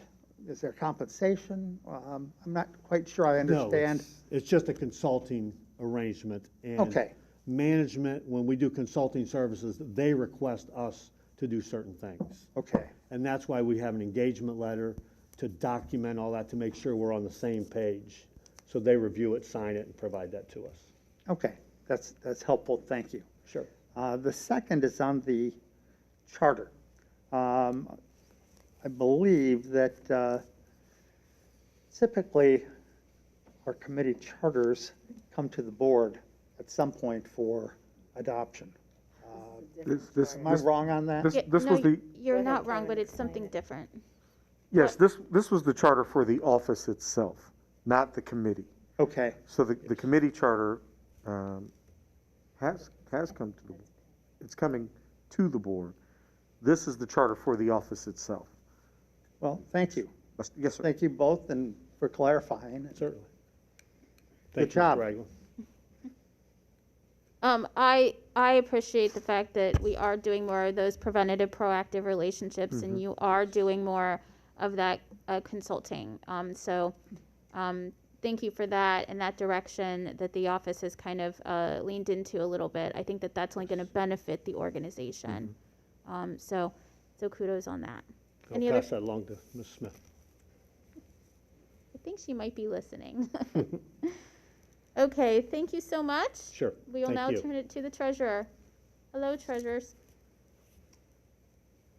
Good evening. Thank you, President Adair and board members. This is my monthly financial report for October. We went through this at the FAC meeting back last week on the 10th. In October, revenues and expenditures continue to run under plan for the month and increase the under plan variance year to date. And this is, I'll say, somewhat, if not entirely distorted by that new school funding plan that we have that changed our state aid amount as well as the expenditure amount for the deductions. So the real takeaway this month is not so much the volume or the magnitude of the variances, but the fact that for the month of November, I will incorporate the November 5-year forecast data that you're going to adopt tonight, and you heard a presentation last meeting on the forecast. I will incorporate that November forecast as the basis for the spending plan, the monthly spending plan, and then we'll really see how we're doing relative to that significant change in both revenues and expenditures. And then in the future, these variances will be against that November forecast to get us right up to date with what we think the future will hold. We still have high hopes that we'll hear from the Ohio Department of Education on what that Fair School Funding Plan looks like when it's finally turned into code for them, you know, their computer systems to make the calculations and produce the reports for us. And that should hopefully happen sometime in December. So I went on to review with the committee just some other variances, you know, all other sources here. This is the overall picture for our major sources of revenue, and you can see here that state aid leads the way in terms of being under plan. And then our other categories of revenue or other sources net out to about 2.8 million above plan. Those will remain pretty much unchanged going forward, so they're not significant and necessarily noteworthy at this point in time. I reviewed with the committee again, taking that quarterly analysis look, kind of updating where we are on that. And we're going to, you know, look at this obviously at the end of September and the end of December to see about those variances, to see if they work themselves out, and maybe a quarterly view, what might be more appropriate in terms of discussing variances. But just we're working our way into this particular analysis. On the expenditure side, again, 83 million below plan year to date. You can see that the leader here is charter schools because they are non-existent. Personnel, we were much closer. In fact, this month we were a bit over plan. That's more a function of just the plan than our behavior. But again, we'll be looking at those quarterly variances, and I will show you that these are all the other category of expenditures, and these net themselves out to about 2.7 million above plan in these categories. But when you look at, I added this for the committee, a quarterly look at our expenditures, and because we're now running at 85%, there's no behavior change, but that funding model changed our percentage breakdown. At 85% in personnel, the behavior of personnel overwhelms all the other categories.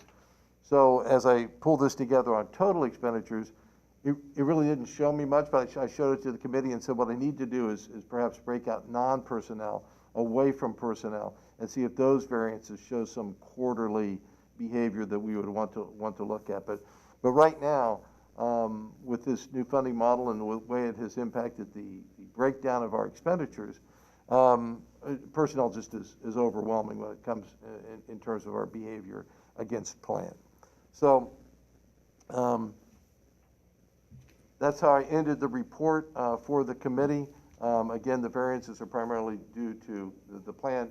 We'll see a completely better picture in November. The committee also heard quarterly reviews, our ESSER funds, for an update on that. We brought a report, let's see, there were 5 reports on what we call enterprise funds. It did include an update on athletics, which really isn't an enterprise fund, but Board Member Brown wanted to hear about the inflows and outflows and activities in our athletic funds. But we did hear from food service and latchkey and adult ed, and an update on WCBE and some of the envisioning work that they're doing. This will be a quarterly review. We'll hear again from the enterprise funds in February. ESSER, I think, is back up to bat in March of next year. So we did hear those reviews. And then similar to what Board Member Beckerly mentioned that I presented at ANA, I went through a quick update on my reorganization, but most importantly, introduced my leadership team to the committee and had them give them the opportunity to put a name with a face, or a face with a name. I don't know which way you do that, but that's what we did there. And so that concludes my report, both on the monthly financial report and a little overview of what the committee went through back on the 10th. And I'm open for questions or comments. Thank you. Thank you. Finance Committee chairs, any comments? No, I think we got a very robust presentation, to say the least, but one that was well worth it. I think it's important that we continue to not only continue these types of updates, but also the treasurer and I have had conversation about, the conversation around tax abatement and giving us a bit more update on, where those tax abatements are retiring and, what those possible impacts are moving forward, positively or negatively on us. I just think that it's incumbent of us to keep each other informed and also the general public as well. Any questions? Gordon Brown? Very briefly, I think that the report was great. I appreciate the work the committee continues to do and that Stan continues to do, and I'm very much looking forward to another presentation on the 5-year forecast later on this evening. You'll just get to vote on it, Board Member Brown. You've already heard my presentation. Right. I'd be glad to redo that. If you'd like me to do that. I think I have it memorized. All right, when we get to the report, yes. I heard that as a resounding no from the board. Hard stop. I don't know whether that's good or bad, but I got your attention, that's for sure. This means you were very thorough. That's all. You were very thorough. Well, your work on that was That was all also love. very impressive. Thank you, Treasurer Bahorek, for Thank you you. and your team's continued work. One of the reasons we can do the things that we want to do in the future is because you've really helped make us fiscally sound, and your conservative strategies and how we budget, have really led the way. And you really are a leader in the state, in this space. And so we are very lucky to have you here with us. So I thank you. appreciate, can I make one other comment? There is a bill that's sitting in a Senate committee right now, House Bill 126. And I testified last week in opposition to that bill. This is the 3rd year in a row I've testified against similar legislation. And I just want to let you know that I don't know whether or not I'll win this fight or not, but my request of the committee was to kill this bill. Quite honestly, I'm not interested in compromising, although we may have to compromise. But my stance was that this legislation is bad for us, it's bad for boards of education, and it is a solution looking for a problem. I probably won't get my way, but I could not stand before the committee and not make a very emphatic statement and I said to them, my ask of you is to kill this bill. Don't know that I'll get there, I don't know I'll get what I want, but I think that's really what should happen here. But it's just an example of a continued effort that I work, and Eric, Dr. Roush, helps me a lot in keeping up to date on those bills and activities and writing testimony. But it's just really important to have a say at that committee against this piece of legislation. And I don't know what else to do to try and convince members of the General Assembly that this particular piece of legislation is just not needed. I did an interview today with a Columbus Dispatch a reporter on that and tried to emphasize the ramifications of this bill, some of the perhaps undiscussed and unforeseen impact. But it's unsettling, it's disturbing, it's disappointing. But we continue to fight the fight, if you will. So I just want to let you know that was one other activity that I thought was pretty significant in the last week. It's having some other hearings this week, don't know where it's headed, but we, through Eric's work, and Misty went with us too. I think that was her first time to witness me actually going off book in person, because I did not read my testimony, and I'm sure everybody was a little bit worried about where I might go, but it's a collaborative effort to fight things like this on behalf, not only for us as Columbus Schools, but speaking on behalf of all the districts in the state where it has a negative, some piece of legislation has a negative impact on us all. So I think I guess there's a difference between being heard and being listened to. Right. So I would think I was probably heard. Let's see if I was listened to. So I just want to give you an update on that. Thank you. Yeah, and the treasurer did receive some praise on that. I was sent, a note along with some photos. And I think it just goes to underscore exactly what we were talking about a little bit earlier in our continued fight, with what's going on down at the State House. We are fighting on multiple fronts. And so I'm proud that we can do that as the largest district in the state, really having an impact and being that voice for all the students that look like a majority of our students across the state. And, Stan is definitely an advocate for public education and has been so his entire career. So thank you for those efforts on behalf of all the students and all the districts in Ohio. No problem. Thanks. Okay, we are talking more about things going on at a statewide impact. We're going to move into our board matters, and we have several items to discuss. So, board members, before we get into discussion, we are having discussion. I will try to monitor time. So let's be thoughtful in the way that we have our comments, and I'm not gonna go back to people 5 times because we have Carol's shaking her head because we have 4 really important things to talk about, and it is discussion. So I'm gonna monitor time and maybe move us along if I need to. Okay. So the first we are going to talk about is item 7.1.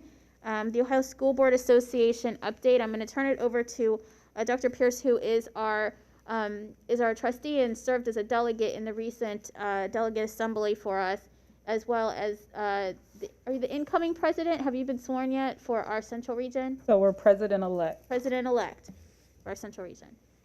So thanks so much, President Adair. Want to thank Treasurer Bohoric for the work that he did in going to give that testimony.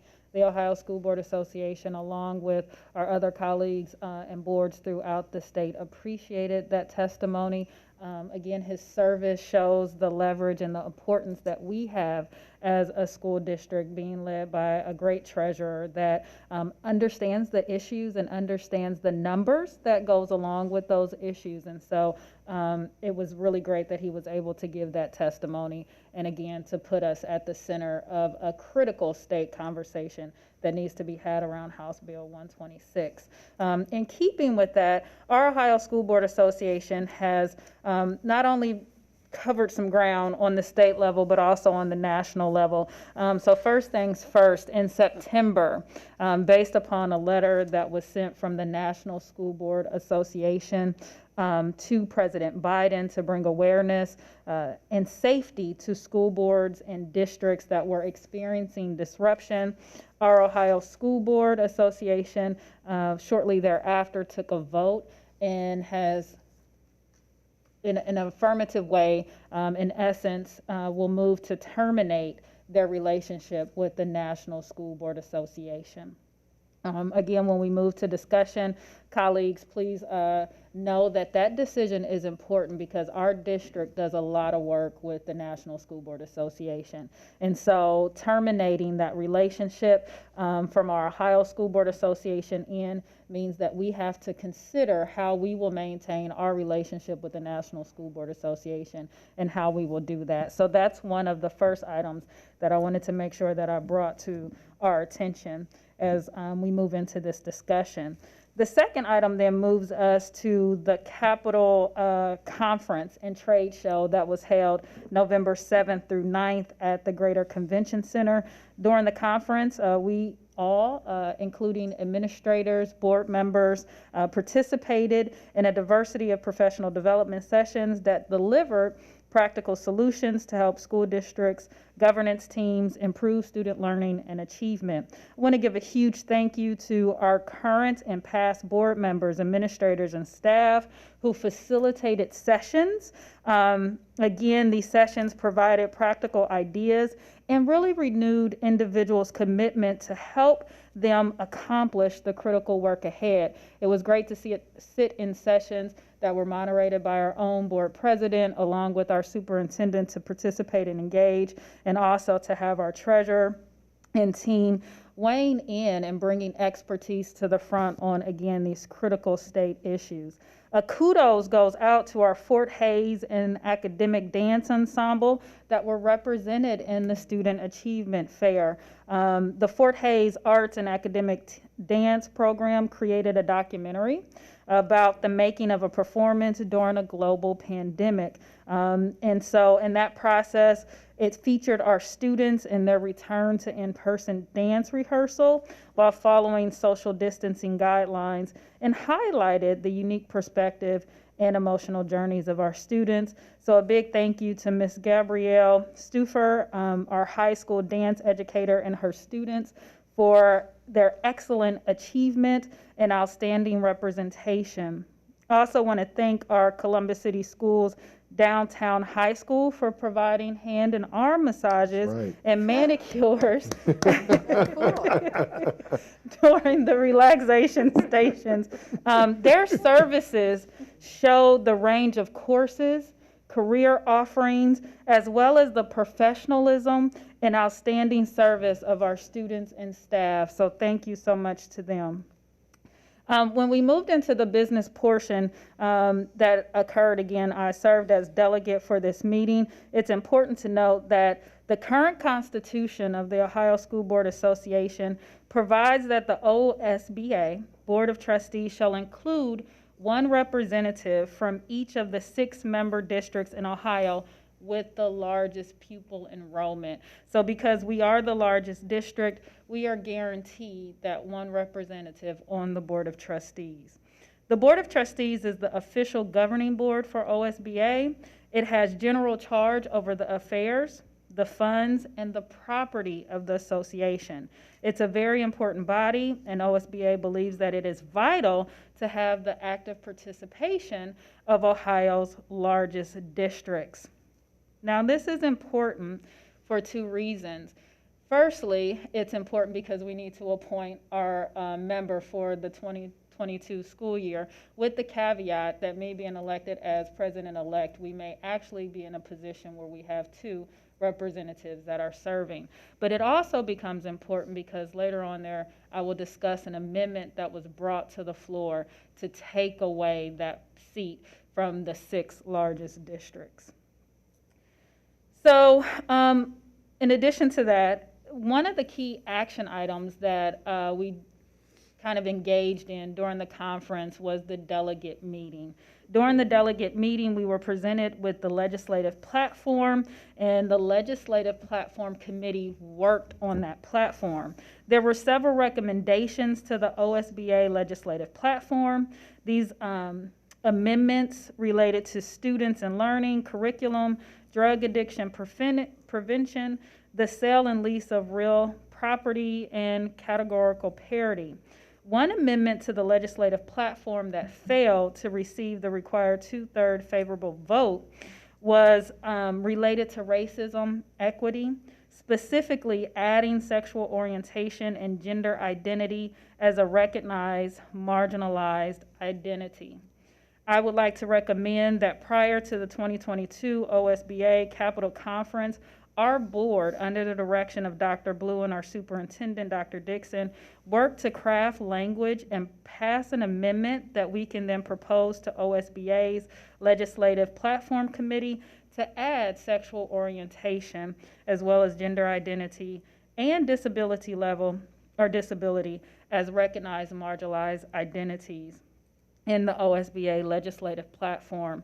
Again, we have the expertise in our district to lead this kind of charge, and I think under the direction, again, of Dr. Blue, Superintendent Dixon, that we can craft that language that really sets a precedent and a tone for the importance of embracing and ensuring that all of our students have what they need to be successful.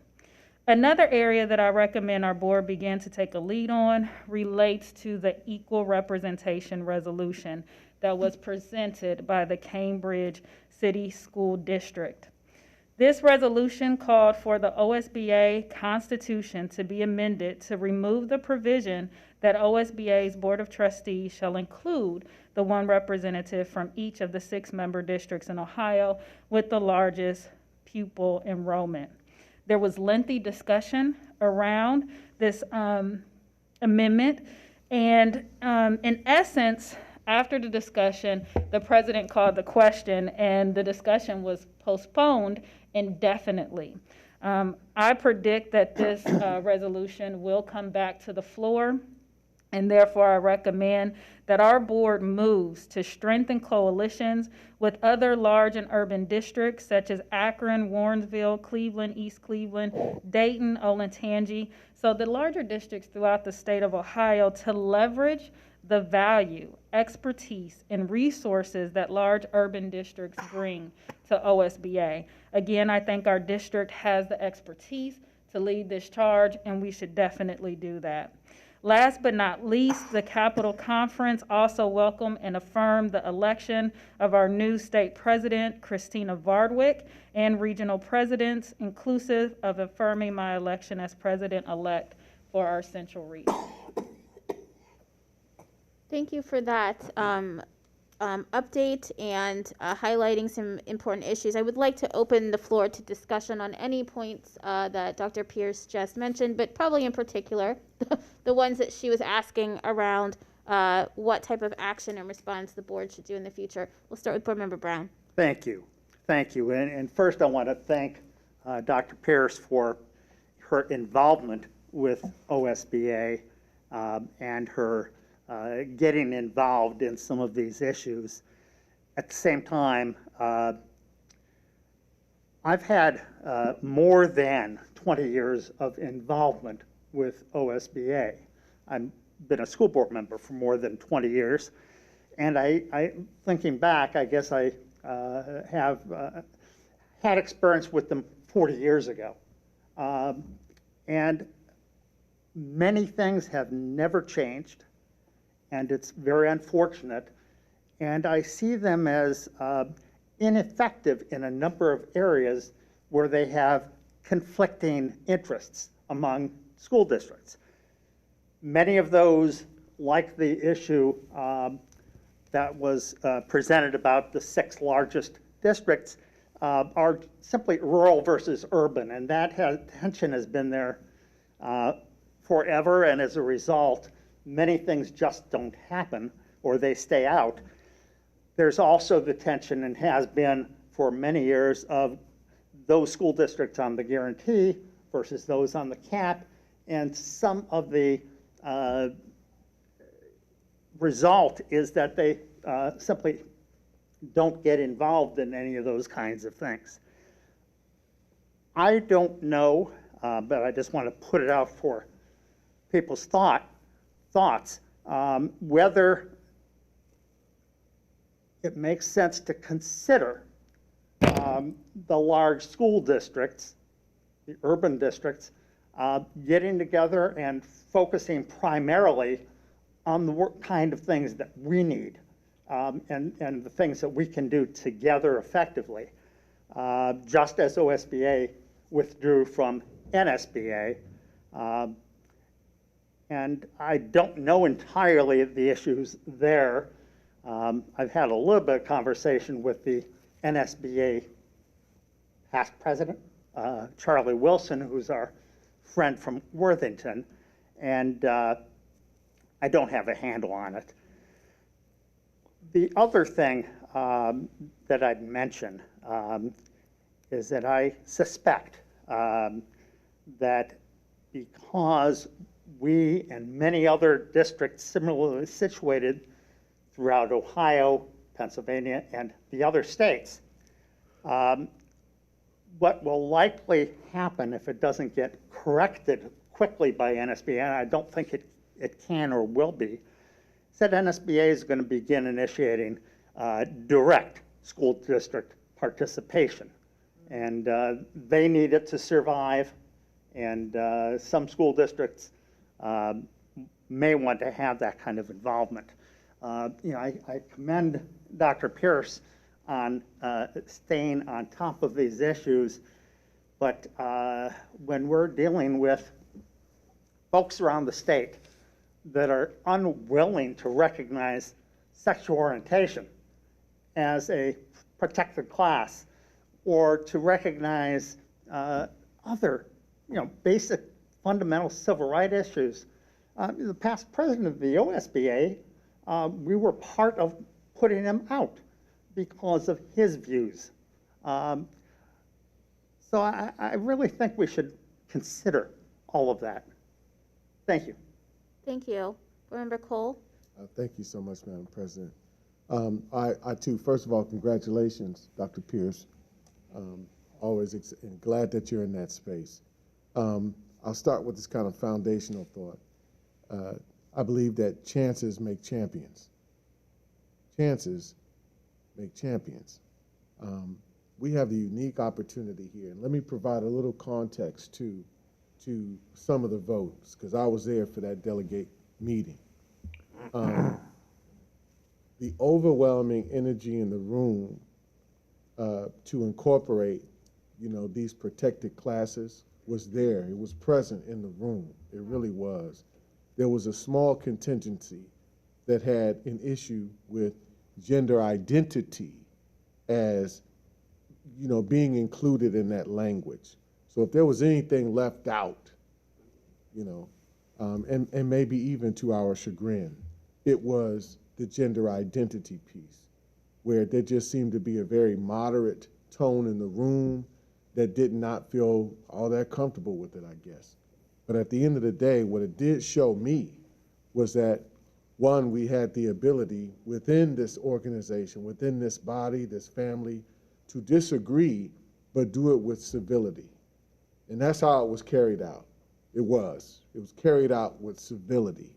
It was carried out understanding the concerns of kids on either side of it. Of course, the progressive side of it made its strong, vehement argument, and that did not go unheard, and again was supported, but it was not uncivil. Two was in conversations I had with board members from rural communities, particularly around CRT, critical race theory, and their concerns in their districts about that, how to understand it, how to engage it. There were, work sessions throughout that, throughout the conference that in some ways addressed that from the standpoint of at least how do we think cohesively, how do we think in best interest for students. I think the energy is there. I think the willingness is there to at least hear each other. I definitely agree with what Board Member Brown said about the rural versus urban. I definitely see that dynamic playing out. But where I think that it would be irresponsible on our part to not take a leadership role in considering what their concerns are. You don't become tribal and then continue to exclude people, and then that creates a smoldering crisis and eventually a forest fire, right? What you do is you engage those brothers and sisters and listen to what their issues are. And interestingly, when you do, you find out the vast majority of what their concerns are when you remove the veneer, this imposed idea of race and all this other stuff. You find that, oh, you want broadband too. Oh, you want clinics in your schools too. Oh, you want stronger curriculum that's more industry aligned too. Oh, okay. Then how do we make that work together? Legislatively, again, we have a unique opportunity to take a leadership role in the legislative space, not just for our benefit, but for everybody's benefit. The least of those who are served and protected benefit all. I think Ross Perot said it best when I was a kid in high school. When black folk or anybody else got, the flu, or excuse me, when white folks have the flu, black folks have pneumonia. Poor communities, communities of distress. I won't even limit it to race. I'll limit it to communities of distress have pneumonia when other communities are catching a cold. Here's another opportunity for us to take a leadership role in that space and collaborate with these communities to make our school districts better and Ohio better, period. I don't think that becoming tribal and walking away is the way to do it. I disagree, and I shared this with Will Swartz and a few other folks. I didn't get a chance to catch Rick, but I'm very clear that the way they dealt with this, the way that OSBA decided to walk away from NSBA at the detriment, in my mind, of school districts like ours across the country, Florida, Dade County, Chicago, Columbus, Detroit, all these big school districts that have relationships with CUBE, Council of Urban Boards of Education, and have done considerable work in that space to spread best practice, to grow each other and support each other and fight for urban education and public education countrywide. It's a disservice the way they did it. But I still think that what we do is forgive, figure out how we move forward, and continue to deepen and enrich our connections in this space with those organizations. FRN is another one where we've done considerable work organizationally as NSBA, marching and storming Capitol Hill, and not the way that we saw on January 6th, but actually going in there having rich conversation. And I don't go there and just talk to my designated Democrat, incumbent on Capitol Hill. I don't just go there and run after Joyce Beatty. I don't. I go there and I talk to everybody. I go there and I cross the aisle confidently and build relationships with the Republicans as well and show them how we do things in Columbus. We understand the value of partnership. We understand the value of civility. We understand the value of a rich, strong community where everybody doesn't agree with everything, but one thing we do agree on is that we want the best for our city and our collective. And our children's lives are at stake in the balance. So at the end of the day, I don't agree at all with us stepping away from OSBA. It would be irresponsible on our part. It would be irresponsible. I think we have the chance to be champions and not chumps. Not chumps. I'm sorry, I never ran away from a fight. I just never did. It's not bravado, it's not machismo, it's not any of that. It's my heartfelt sentiment that it is my doggone duty on this board to fight like hell for our children, our staff, and our system of public education in this country. It is the only thing halfway holding this nation together. It really is. So thank you. I apologize, but I say that we move forward with them and, we build and enrich our relationships with urban and rural. We can do that. We've got all those students in the district. Okay, thank you for those thoughts. I'm going to spend just a little bit more time on this, and we'll move to that. It's okay. Board Member Beckerly. With complete respect, Board Member Cole, I am much more inclined to say we should part ways, and I think it's not so much that it's reactionary to certainly there's a straw that breaks the camel's back, but it's my impression, and Eric has completely validated it, that there have been other instances long before this where our interests were not being advocated for by the Ohio School Boards Association. And it has occurred to me now that in the past few years that I've been focusing more closely, that I think we urbans are leaving a lot of political capital on the table by not joining forces and being a voice of one. And one of the thoughts that I've had is that it would be really cool if we created a big 8 of school boards that occasionally looped in with your big 8, but we also kind of addressed it at a governance level and found ways to really have a stronger voice. Because I think of, and maybe even this is a good example of Stan testifying. Like maybe we have a big 8 presence that's Stan, and he's got 7 others behind him, or maybe the board goes as well as I just feel like there's a lot of political capital that we leave on the table. That if all the urbans were united, that's just a plain old lot of votes. So all of a sudden, statewide issues have a little bit of a different feel.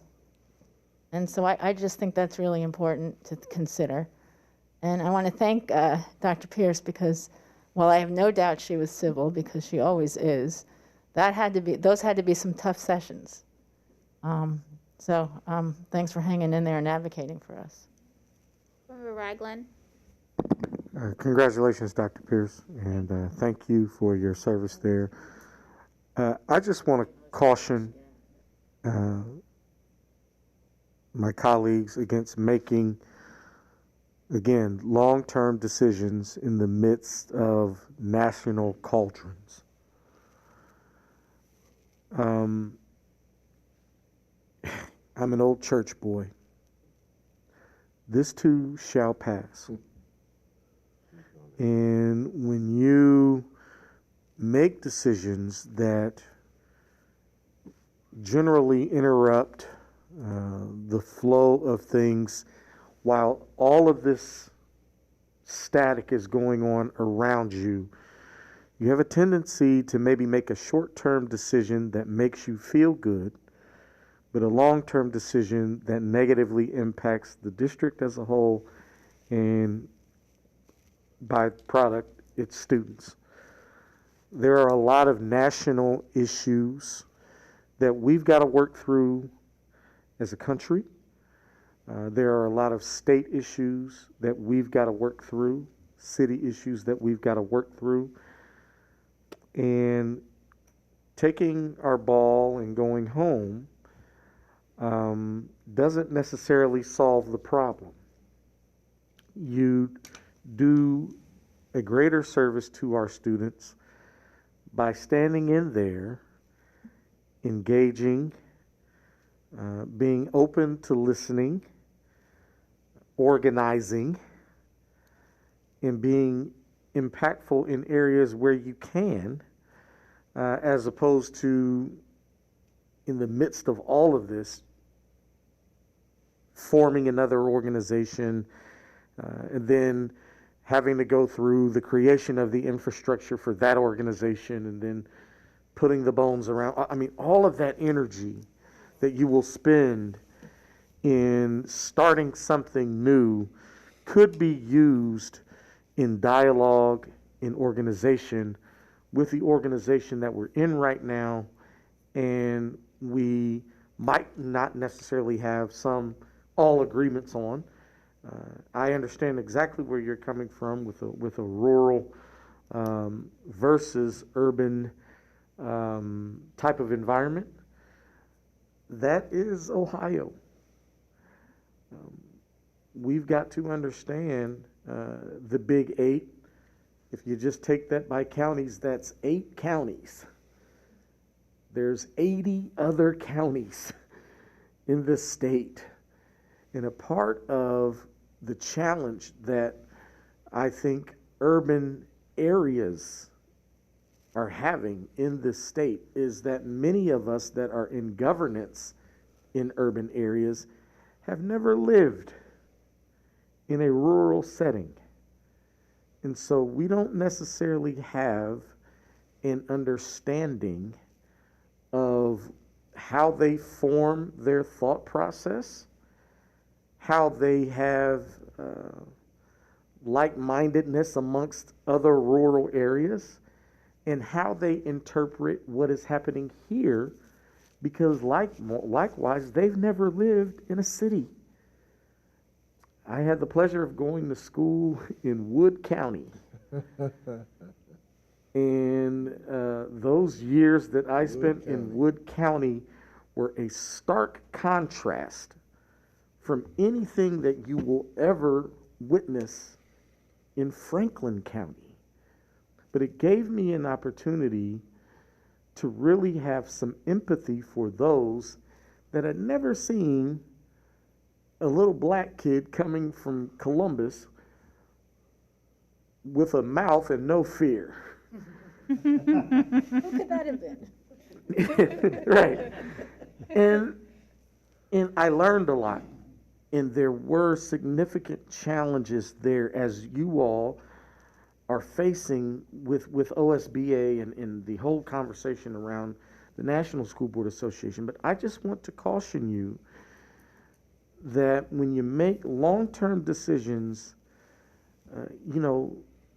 the national fire will subside. And even any issues that we may have that are opposing views right now, they can all be worked out. And so I would just hope we've got a very unique opportunity where one of our own is now in leadership. I think it would be short-sighted of us to not allow for Dr. Pierce to continue rising in that organization the way that she has already started rising, and see the type of impact that she is going to make with her leadership. And so, think about those things as you go about making your decision. Thank you, Madam President. We are going to, so this is the beginning of a conversation, right? So this is not the end. I think we have to figure out the best place to continue the conversation, whether that be at board meetings, or put it in policy, an advocacy committee. But, I think that you all have valid points. I mean, we don't have an answer. That wasn't the point of today. It was just to kind of get where everyone is, because in the public, we can't all have a conversation, all of us together, because that's not, we have to be in a meeting. So this was the start of a conversation. I will say that sometimes it's best to fight inside. Sometimes it's best to fight on the outside. Sometimes it's best to fight with your friends, and sometimes it's best to fight by yourself. And so all of these are very strategic choices that we have to make. I don't know the answer. I think that, I think we can figure that out. Maybe it's a hybrid, and that's kind of one of our favorite words, a hybrid approach to the problem to figure out what's in the best interest of us. I mean, I said it earlier, I do believe, as the largest district, we have the opportunity to not only represent our students, but those across the state who might not have representation that looks like them and appreciates them.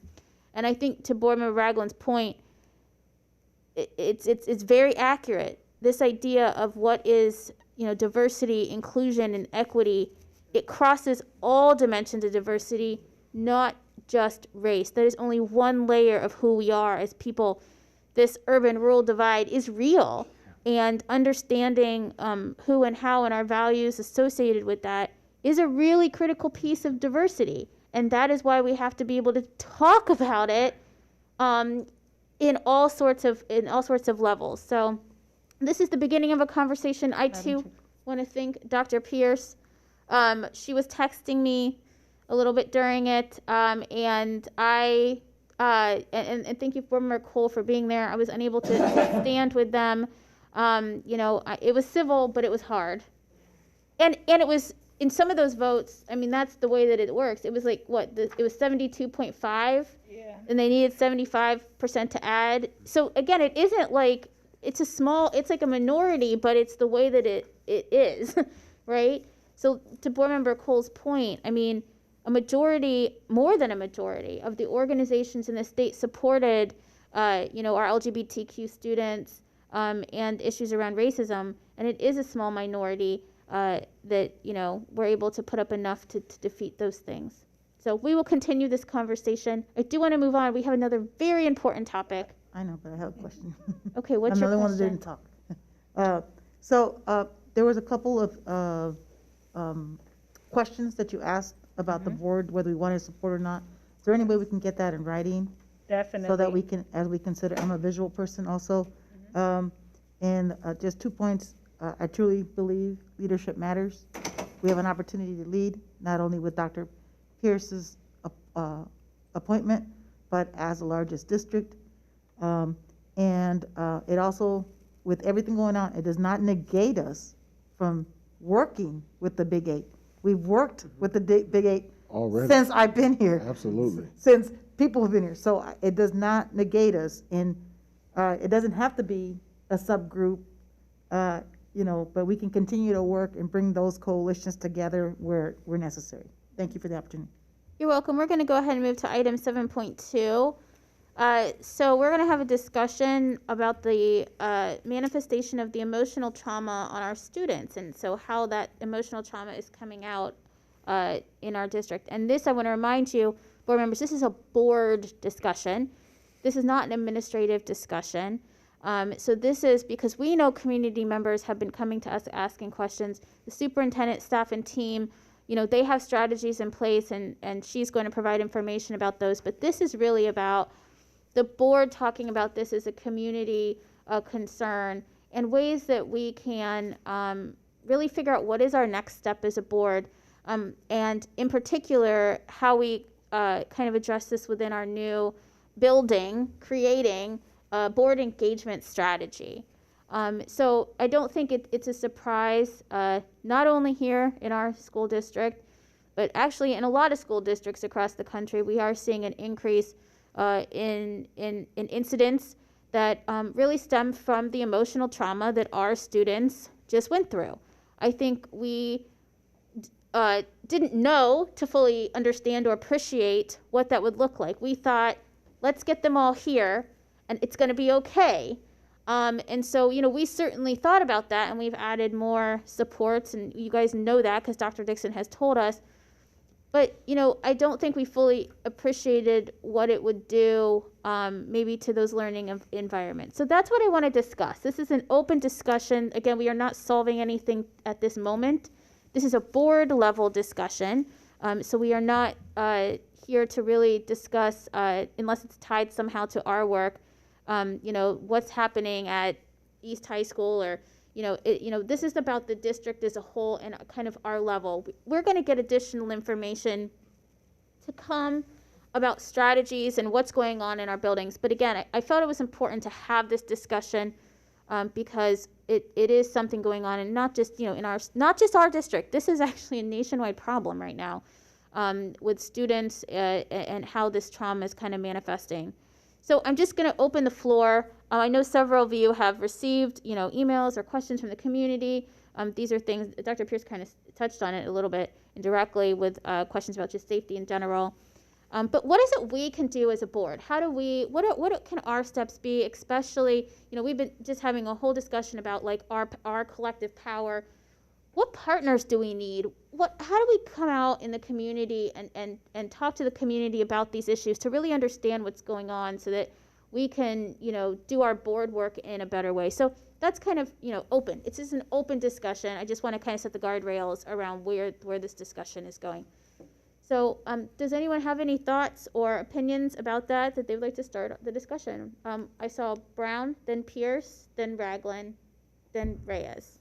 I better write that down. I will forget. Just briefly, I've seen, from my perspective, and I am not a parent of young children anymore. My reference is in part my 3 grandsons and their experience, but also what I've seen of other family members, other friends and their kids. I think that discussion and approach needs to begin with getting some solid professional medical and psychological input to know the extent to which this is real. We're bombarded with the media and the parent emails and a lot of other things. And I don't know how real and what the extent of psychological trauma because of the pandemic. And I think we need to start there as a baseline and understand that, and it's not for us to figure it out. It's really to hear from the experts and the professionals, and to some extent I suspect that our administration may also benefit from that information. That's really the primary thing that I wanted to say. Certainly, mental illness, mental health issues are incredibly important, and we're doing better than society has ever done, and we continue to improve, but there's still a ways to go. And yes, it is important for the schools to do what we can to focus on this, to do the best we can to improve the conditions for our students and for our staff. But I think we need to understand it better before we just run off in different directions. Thank you for those thoughts. I have Dr. Pierce next.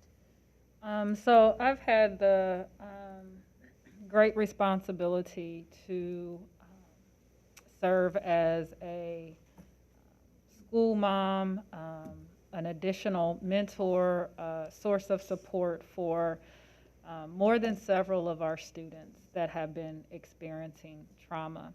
And unfortunately, that trauma can play out in depression or anxiety and even attempts to take their lives.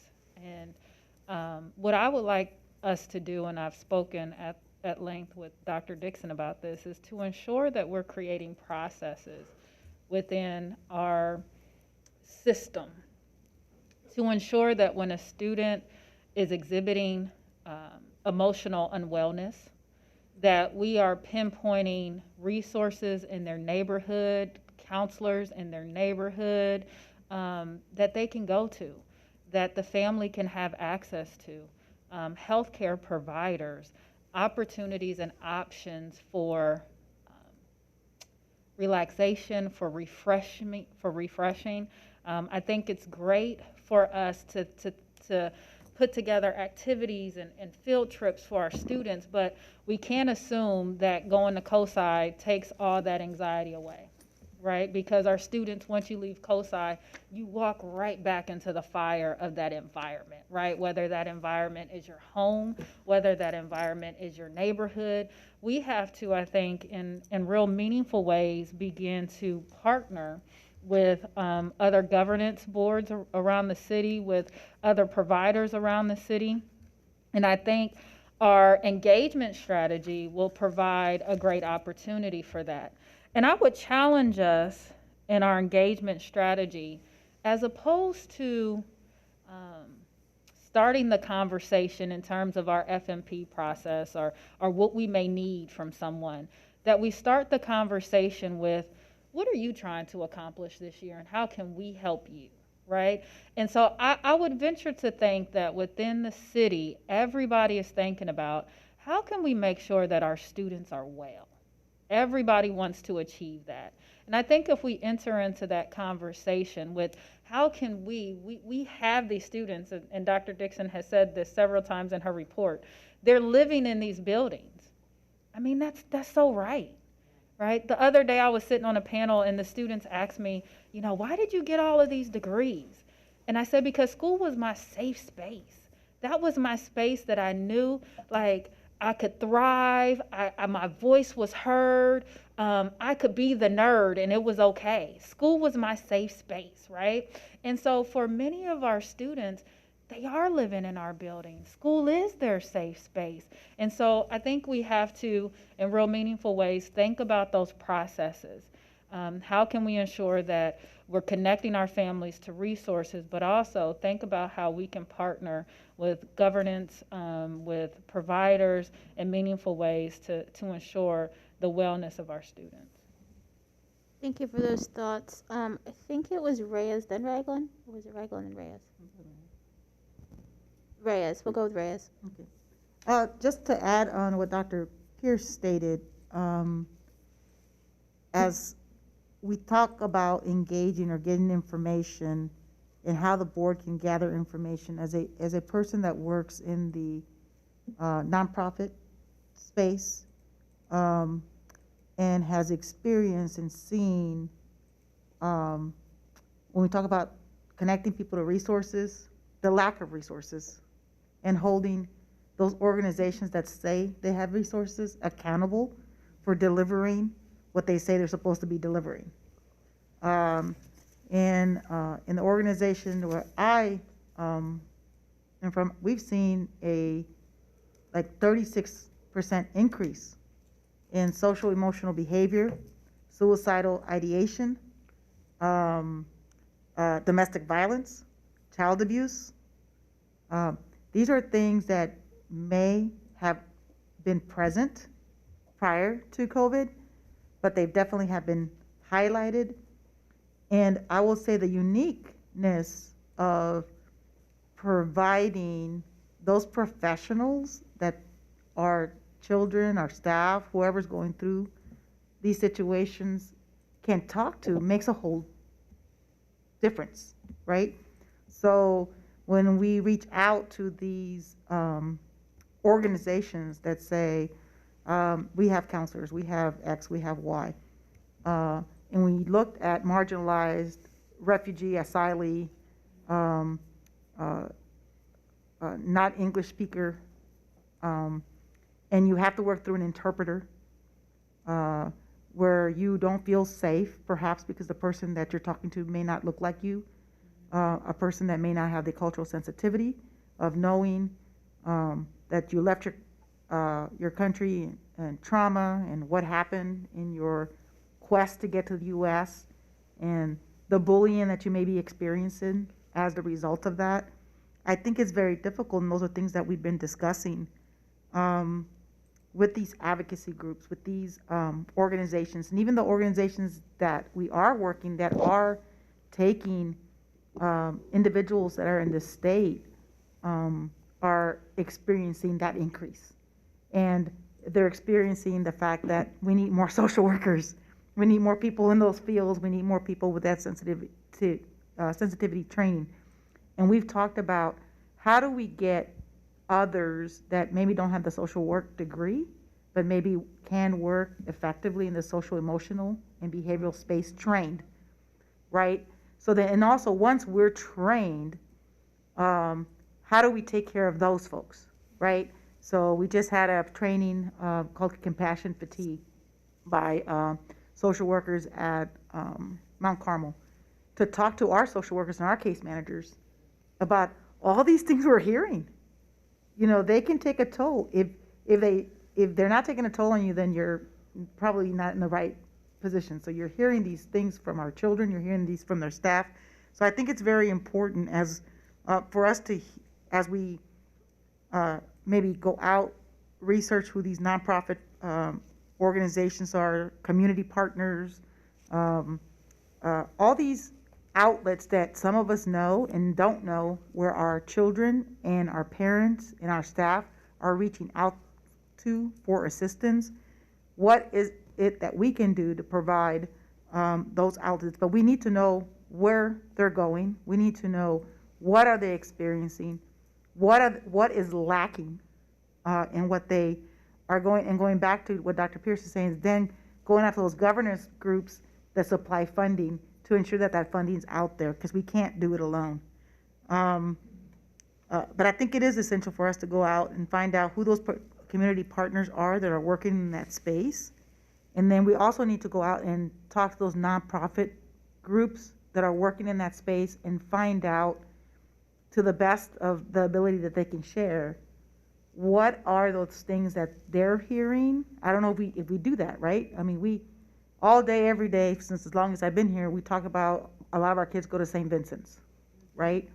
So are we getting data back, whatever data can be released, on what are those interventions that they're doing that can be supplemented by what we're doing? One of the models that I've seen in the years that I've been here from St. Vincent's is they now include the family in the counseling session, in the interventions. So what if our model included our adults, our teachers, our social workers, our, all those folks that have, we talk about wraparound services for clients. What are the wraparound services for our children who we've already brought into those nonprofit groups because they need a little bit more than what they're just getting at school?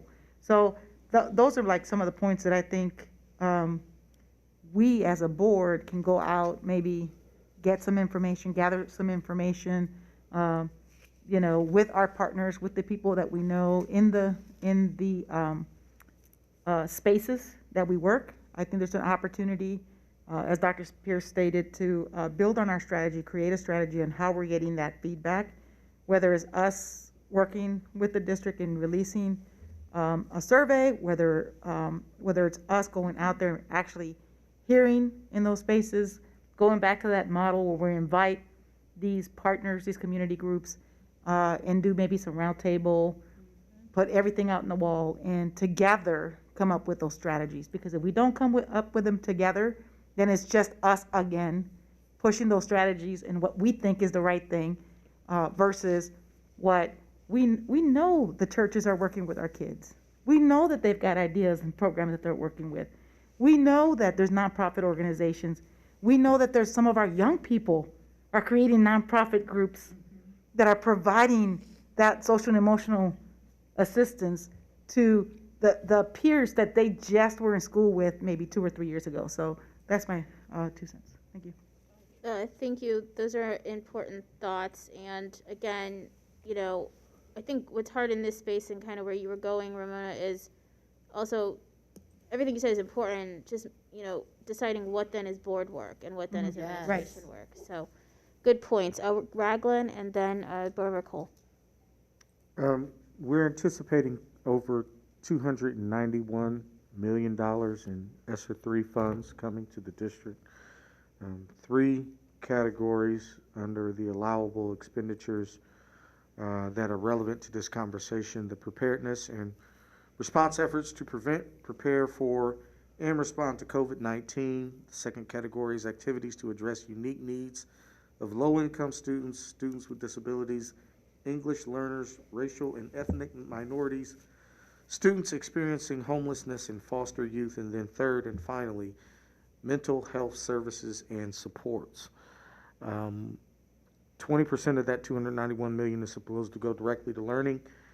That leaves 80% to do specific things where we can gather that data ourselves that Vice President Reyes was talking about. I think one of the things that the board could do is empower the superintendent to identify a collective of agencies that can come into our buildings and assess our students comprehensively. Literally pay for it. Have it done ourselves so that the data set is not a collection of what other entities are doing, but we use the controlled environment that we have within our buildings to get the data that we need to then start forming some of these solutions with our community partners after we have the data. There's no one else in the city that can get access to 47,000 students every single day, you know, for 5 days a week, you know, like we can. And so if we identify those partners with the capacity and then direct those resources into them, have them get with our teams, have them get with our school leaders and our administrators that have been, you know, working on this, and then let's get the data from our children that we feel is going to best be able to allow us to drive some solutions to them. We've got the resources. We're anticipating the resources, and thank you, Dr. Mosier, wherever you are, for all of your outstanding work. But we're anticipating those resources. That's what we can do as a board, is just empower Dr. Dixon to say, okay, we want a comprehensive assessment of all of our children. Who's best equipped to help us get there, and then literally pay for it, and then bring our partners in and say, okay, we've got this data here, help us in doing what we can do. That's a good way to use the funding that the feds are giving us. We've already identified a problem. They've sent us money and said, okay, here's what you got to do with it. It's just a thought from me, but you know, I'd like for us, and I had this discussion with Dr. Dixon before, and you know, we didn't know what we were getting as far as resources were concerned. But we, you know, it would be nice if from day one of the school year we had started assessing students, understanding that we're coming back into a very new age. But that's still something that it's not too late for us to do. And so I think Ramona is right. I just think that we've got a controlled environment, and we could probably do it better than everybody else. So let's see if we can't start at home. Thank you, Madam President. Thank you for those comments. Board Member Cole. Thank you, Madam President. Thank you, colleagues, for all of the rich feedback that you have provided. I think you guys have expressed in very functional ways, operative ways in which we can, engage this wellness initiative. I'm going to look at it a different way. I'll take a stab at being vulnerable. I've lost 3 people this year. One most recently was my next door neighbor. I moved into my home on the Far East Side about 11 years ago from living in the West Side in Westgate. And we got to know this family who lived next door to me. His wife passed away from cancer. He would call me over, help get her out of bed. I picked her up, got her out of bed. Probably about 2 weeks ago, he passed away. I went into his home and saw him laid out, passed away. My oldest daughter, I have 3 children. My oldest daughter, her mother passed away in September. Somebody I've known since I was 19 years old.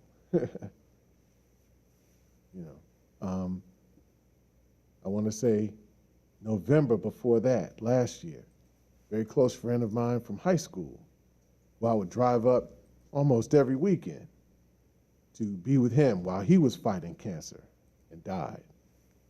I say these things to say this.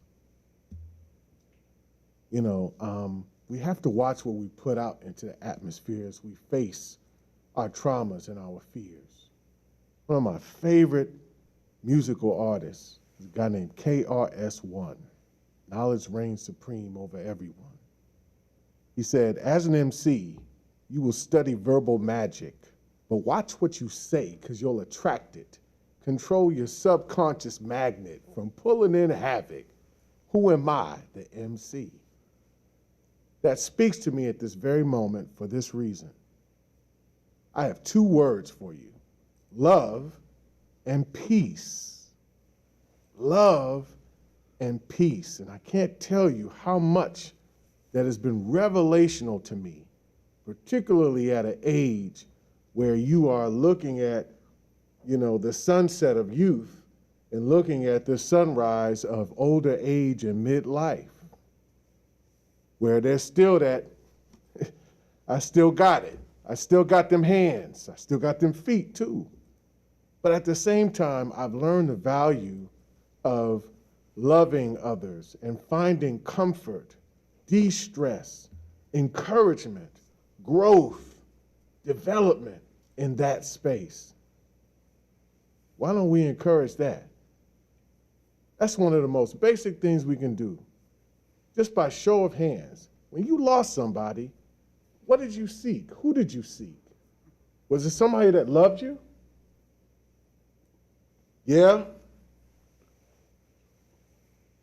I don't care if it was me studying for my master's and I felt overwhelmed and tired.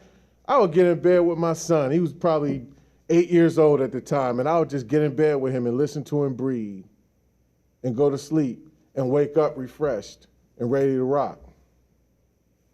Hug my wife, whatever it took.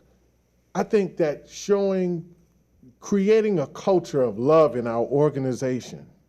I had a conversation with someone over the weekend about administrators and folks in our buildings who feel underappreciated and overwhelmed, who feel disrespected, and I've heard that.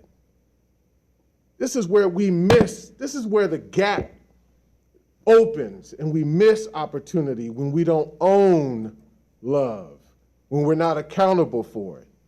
I think the violence that we see in our young people is because in some way, shape, form, or fashion, we've indulged it. Michael, what are you talking about? We got security, we got programs. What you mean, Mr. Cole? What I mean is when we're purporting the maladies of our mindset, when we so focused on trauma, when we so focused on, oh, the world is collapsing, what am I going to do? What do you expect people to do? Wild out. But what if we hold them accountable for loving their neighbor? What if we hold them organizationally as a culture accountable for their behavior? And I'm not speaking anecdotally. I've done it in a classroom as a teacher. Who was a sub? This wasn't my class. These weren't my kids. But I left every one of my classrooms like, why ain't you my teacher, Mr. Cole? I'm not all that. I'm not that popular, less than $1, man. But listen, we got to give love in a way that encourages. We got to give love in a way that empathizes. We got to give love and encourage the most basic emotion we have. It goes to the very limbic system of our brain. Love, fight, or flight. I've been good at two, love and fight. But I'm learning the value of what it means to really hear where somebody's heart is and then really figure that out so that I'm a solution to you in a real way. Tavis Smiley said, we are who we are because of who loved us. I live by that. I can't sit here and lead in the way I'm required to without loving folks in the process, whoever they are, even if they hate me. Peace, peace. And it's not just so much of conflict between people that I'm talking about peace. I'm talking about peace of your own mind. We got to teach our kids how to guard their minds. But it starts with how we treat each other. It really does.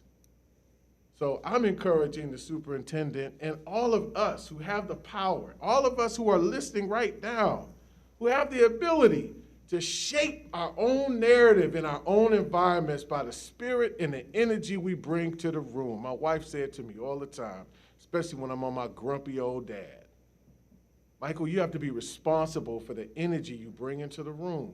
You know what? You're right. You were right.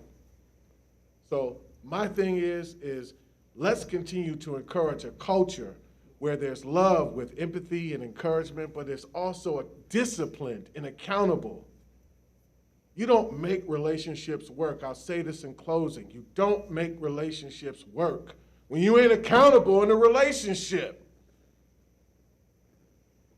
So if I love my classmates, I'm not bringing a gat to school. I'm not bringing a gun to the classroom. If I love my community and my neighbors, this is not how I'm going to behave. And this is our expectation that you're not going to do that. If you're so upset and so enraged about what happened to whoever it happened to, who got shot, who got hit by a car, who didn't get prom, I don't know. But if your only recourse is to come and tear up your own community or let other folk run up in here and tear it up, then what's wrong with you?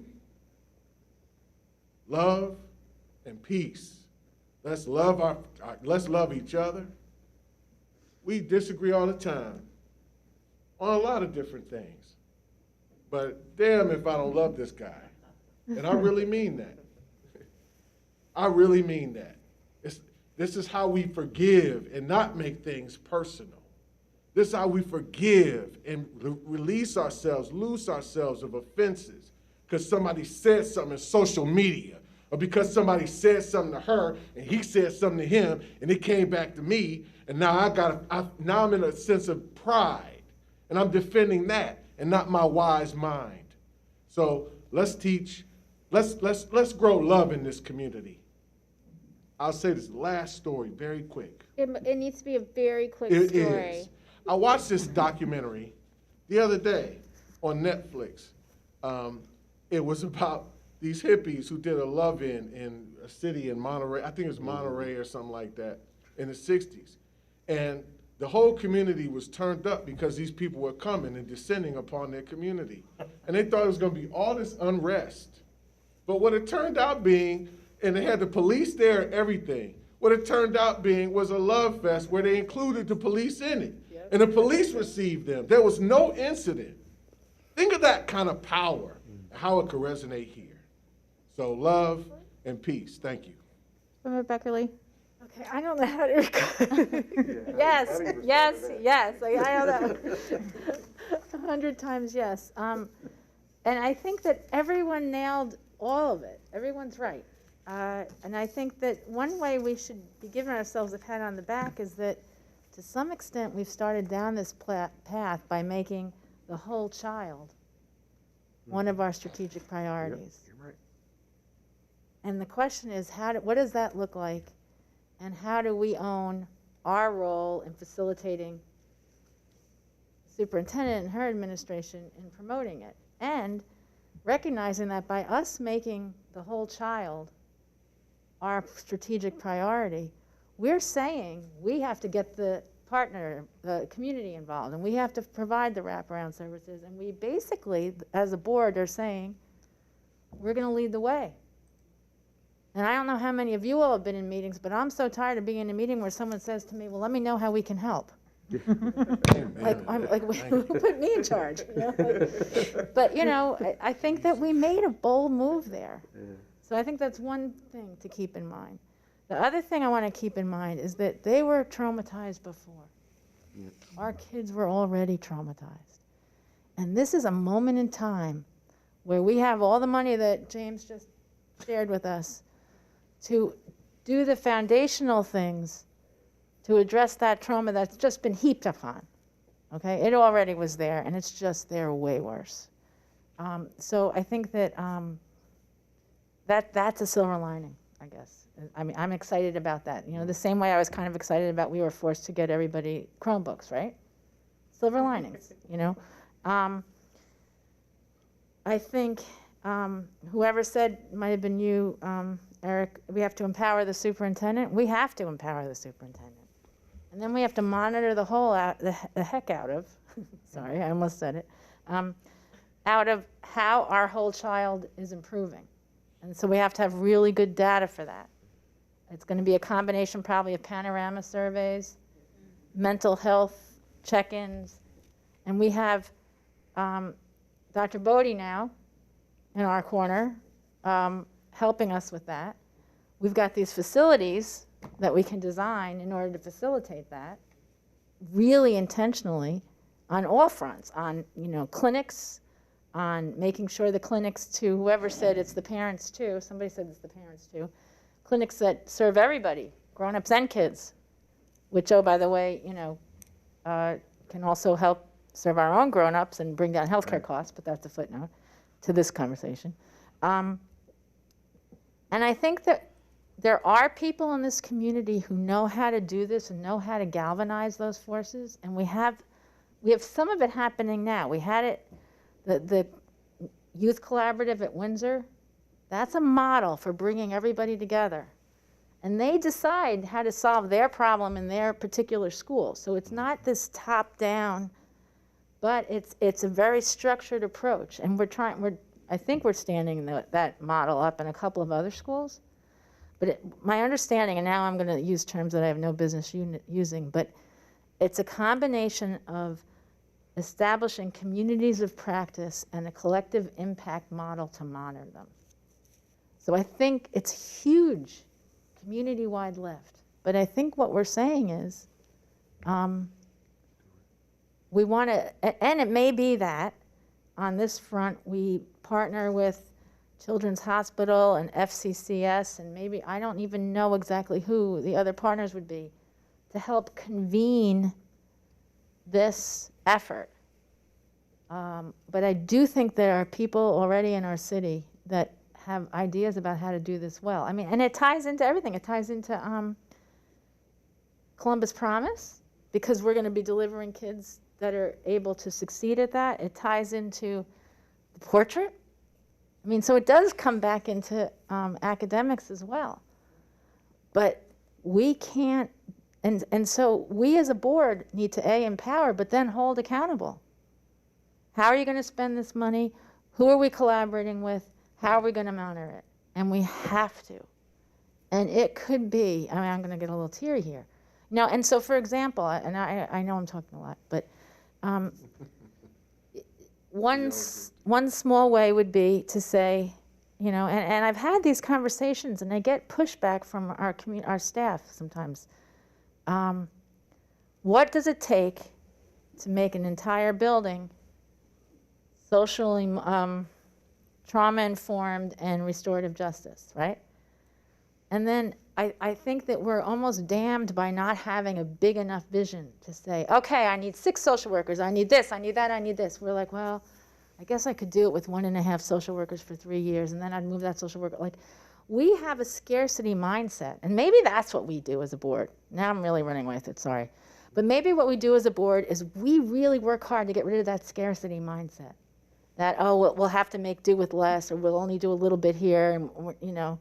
So those are all of my thoughts. Well, maybe some of them. I'm sure I have more. But anyway. So a dissertation tomorrow. Yeah, again, thank you for this discussion. Obviously, again, still a beginning. We are standing up and we'll have more reports on what the board engagement strategy looks like and if and how this fits in. You know, this is something obviously, you know, some of the other board members mentioned, you know, I have a daughter in the district, and so something that, you know, it is impacting. It's impacting academics, it's impacting her classmates, it's impacting her teachers, just what's going on. And so I think there was some really great discussion. I agree with a lot of it, and I just wanted to add, because I do agree with a lot of it, I really think our students are really fundamental in this answer about what we do. I think that especially what's going on, I'm not sure a group of grown-ups or who they perceive as grown-ups out of touch coming down and telling them something is actually going to have impact. So it is really fundamental about how do we get our students and listen to them and figure out, you know, it's their solution. Just like Board Member Cole said, it's their community, it's their school, it's their, it's, you know, it belongs to them, and they are loved in that space, and we need to do better of telling them so. But, you know, I think that might be the only thing. I mean, I think it was touched on, but for me, the only thing I would add into this is that. And then, you know, going back to what Board Member Beckerly said about what does the board do, I think it is about monitoring, and it is about creating that vision. And what Board Member Ragland said, it's about making sure we're funding it in the right way, and really from the top demonstrating that we want this culture shift, like Board Member Cole was saying, and then looking at the data and finding the data, what Board Member Brown was saying, and working with community partners and really understanding what Vice President Reyes was saying. So I think it is all these pieces, and so we're just again at the beginning of this, and we've built it in, but I think it's important to take a moment. I know AJ, who's on the line right now, is probably beside himself because we've just spent the last hour just talking. But we haven't done it in a long time, and I felt like these Board work. It is as part of the goals and guardrails. It's all there. But I felt Board work, AJ. Board work. A moment to pause and let everyone kind of share some thoughts, because again, we don't get to do this as 7 unless we're in public, and that's the right thing. But I just want to give everyone time. So thank you. We will continue those discussions and see how maybe this impacts some of that engagement strategy going forward as well. I thought it was good for the 3 that are working on that to hear. All right, we're going to go ahead and move in. I'm going to kind of set what? Just a brief observation. Briefly. Having served on this board and others, I really want to commend, I'm impressed. I really enjoy working with all of you and this board. The culture has changed here in a huge way for the better. And the kind of discussion that we've had is good for all of us, good for the district, and it demonstrates civil conversation among people who don't necessarily agree. And this board has come a long way. And I'm not saying this group of people, but from where this board was. I know both Ramona and Michael have longer service on this board. And I haven't directly talked with either of them about it, but I'd be surprised if you didn't see the kind of difference and being able to have these kinds of conversations. So thank you. Thank you for that thought. I'm going to go ahead and take 7.3 and 7.4 kind of together. I mean, we'll talk about them separately, but together. So board members, this is going back now to our monitoring conversations and some things. So I know AJ is on the line. I'm not sure if he's available to pop on, but we've been given copies of the board monitoring calendar and the board implementation timeline to discuss this evening. This is kind of like a first reading, but not. I mean, we want to get some feedback on this, answer questions, and then we'll bring it back for adoption at the next meeting. I'm going to actually ask Board Member Beckerly, because she's actually studying this with AJ. She's one of the, do you have a title? Are you like a fellow, or I forget what you? Oh, I'm a trainee. A trainee, okay. So she's actually done some thought work around this already. In our materials, if you look on the board doc system, no, we didn't do any. They have in their packet. Okay, so it's in your packet too. The calendar. And just maybe Board Member Berkeley, if you could just explain maybe what the two documents are for in general, and then taking a look at them and the timelines that are put there, and answering any board questions. We do have to make some adjustments already. We saw in a few little updates already that we've caught just like pre-meeting, standing right here at the table. So we know that, but I just want to make sure everyone feels comfortable. You understand what's in the document. Yeah. This is really our accountability going forward, and how the community is going to hold us accountable. So go ahead. I keep talking, but I really want Board Member Beckerly to do it. So go ahead. Okay. Let's look at the board implementation timeline first, because there's two things there. There's a monitoring calendar and a board implementation timeline. And Eric, it looks to me like you're looking at the monitoring calendar. Okay, but we want to look at the implementation time. Okay, good. Well, because it's easy to get confused. This is by way of throwing AJ under the bus right at the outset. What I learned in training is that the board is supposed to be tracking its activity in accordance with this implementation timeline, and I don't think we've been doing that. I don't know if AJ's going to weigh in about me saying that, but either way, if you go to November 2021, and the reason is that this whole timeline lays out A to Z, going from early training in student outcomes focused governance all the way to you're up and running and you don't really need a coach anymore at all. And so it's a process that takes years, as you can see, because it goes through a couple of years. And so I think part of what's happened is we haven't been monitoring ourselves and our progress the way we probably should have been all along. And there's all kinds of explanations for that.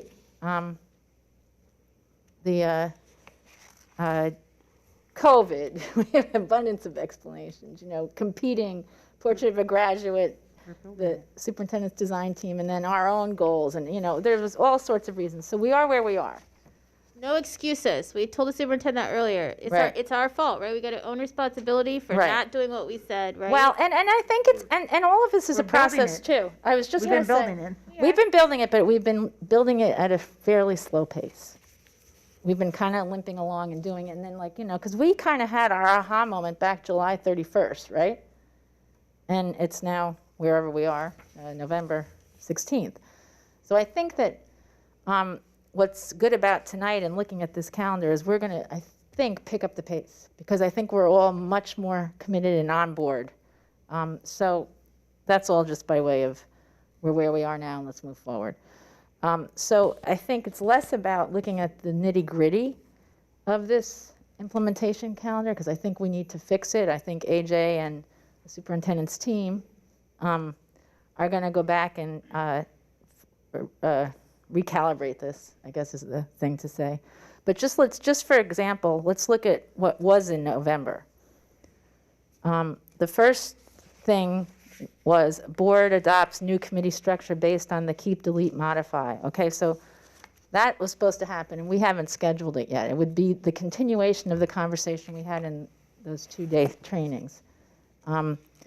Next thing is workshop alignments on board operating procedures. I think there are a team of people like me who have been reaching out to board members in the past week or so to start that conversation on a one-on-one basis, and that will be the beginning of that process. Conduct a practice goal monitoring session. We have to get that, I guess that's scheduled for December. Okay. Invest at least 25% of the board's monthly minutes. Okay, so we're not ready to quite do that yet because we haven't finished our monitoring practicing. Now, what's not here, which needs to be here, is adopt the board monitoring calendar, or the monitoring calendar, which is the other item on tonight's agenda. So this is all going to be revised, but going forward, I would suggest and hope that everyone agrees that this should be a standing agenda item. What have we done? What haven't we done? Where are we going? It might be a short one if there's nothing to update. It might be a long one, or it might be we have to revise, or we can even decide within these things, because there's some separate things. There's if we're following the whole scheme of student outcomes focused government, some of it could be about revising our operation manual. Some of it is about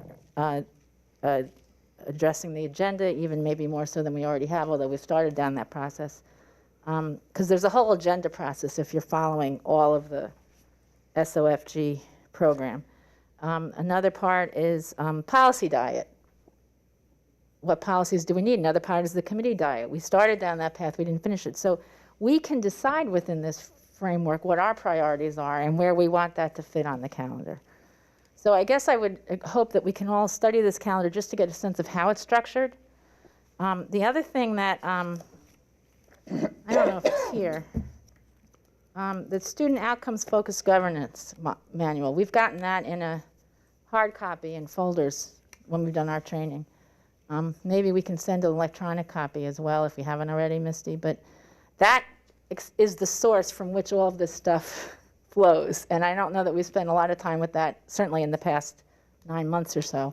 What's really good is there's a schedule, there's training schedule for the team. And so that's a wonderful thing that's on our calendar. Anything else about the calendar other than that it exists and we need to understand it better? Board Member Brown. Very briefly, I certainly understand and appreciate and agree with the comments about, we're not keeping on this schedule precisely. I think we also have to keep in mind things happen. And whether, pandemic wasn't predictable, a lot of things aren't. And we have to be prepared both to have this plan and to stick with it to the extent we can, but be willing to recalibrate as we need to. For example, you mentioned the new committee structure to take effect January 1.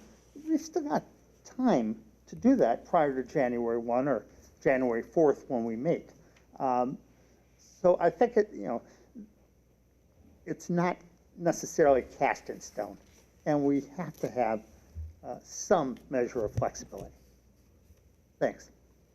Vice President Reyes. And that's where my comment comes. I mean, Rome wasn't built in a day. Like when I was on, what I understood when we adopted our last governance model, not me, actually was already there when I got here. I mean, that took them 5 years.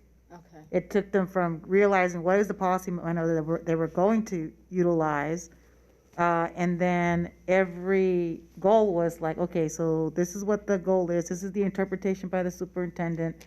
What is it really going to, how's the presentation? How do we evaluate it? I mean, all that work, it's not just about writing it. I mean, there's going to be a lot of work as we get into this to say, well, yeah, that wasn't quite the report that we were looking for, or, oh, really, that really doesn't monitor. I mean, we just had a whole conversation. You had similar but different opinions from 7 board members on the same topic. So now we have a superintendent that's going to present on a topic, and we can sit here and say that you understand where we're going to come from, what's the information that we need, but I bet you $1,000 right now that you're gonna present us all these things, and there's still going to be stuff missing that we're going to need to make a decision, not so that we can give you busy work. As we look through this, what is it the information that we need to make a decision to support whatever you're asking for? Because the goal is, here's the information, and I need X from you. And then I can't give you X unless you've given me what I think I need in order to give you the yes, the no, the go ahead, and et cetera. I also don't believe we've sat here and talked about, you're giving us this timeline, and it's like, what are our meetings gonna look like? I know there's been discussion, as I look at this, are we having 1 meeting a month, 2 meetings a month? What is the structure? We just spent a very good, robust, and a couple years back, we had, as a board, had made a decision, because we do know there's a lot of decisions that have to be made throughout the year. That's why you have 2 board meetings. We had talked about 1 meeting would be board work, and and you could also add whatever the administration needed to be passed or needed to be approved. And the second meeting was the monitoring report. So we even, as far as I know, we have not had those discussions of, AJ. That's what the has- coaches are doing, Right. and we're getting ready to talk about in December. Right, and I know AJ, and what I'm just saying is like, we're talking about, going really slow, because there's still a lot to do. You got 7 members, we're meeting, we're doing work is having to be done. So I just want to make sure, we are listening to AJ, we've all talked about to AJ. At the end of the day, this is how we want to do, we're taking the information he's given us, that is wonderful and aligned, and then we have to interpret, as the largest district in the state, how are we going to move forward, and how, what does it mean, and how do we meet, and how do we interpret and bring data in, and how do we give the superintendent what she needs, at the same time making sure that we're doing our work. So that's my 2 cents as far as, we just got this, and now it's like, I'm just freaking out a little bit when you say, well, now we're going to vote it on in the next meeting, when I still feel there's pieces missing to the puzzle for me. Well, so again, it's true. This is part of the AJ's, not AJ's, the process he's developed, right? It is flexible. I mean, it isn't like something really bad happens, but it is a guide, like for us, to make sure that we are doing what we said we were going to be working on. So the very valuable comments, Vice President Reyes. Let's go to Board Member Cole. Thank you so much, Madam President. I like the categorical approach, each column, representing a certain category of our work. I appreciate that. You alluded to something, interestingly, about that I kind of align mentally to the idea of embedding. You use the word practicing. I think that we can figure out even more ways to integrate this methodology, this platform, as an applied experience in every meeting. I think that we just need to intentionally develop applied opportunities for us to just make use of this platform. So it's not something, it's something that we're planning as we go in practice. I like to think, I'd like to take just a longer look at this to see, For sure. where there may be gaps in my mind, but I am along the mindset of, my colleagues here that, there's still some things that, we kind of need to fill in the gaps, but that comes with patiently going along with this experience in a way that allows for this to be a living document where we go, we learn from what works, and we discard what doesn't. Do you want to talk about the other document, Board Member Beckerly? Yeah. Dr. Oh, I'm sorry. Dr. Pierce had a question. Well, the question, I guess, this is a discussion point for us. So we've moved forward with our goals and guardrails and have yet to really establish our academic committee. If 50% of our work is to focus on those guards and guardrails and really the academic achievement and success of our students, I do think we should have a sense of urgency around establishing our academic committee.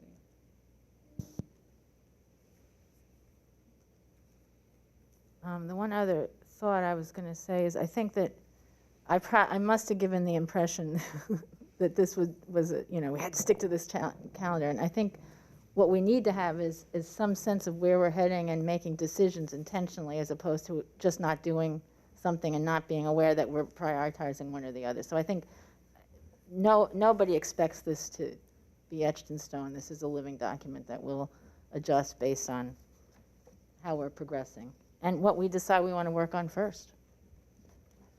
We can switch to the second one. And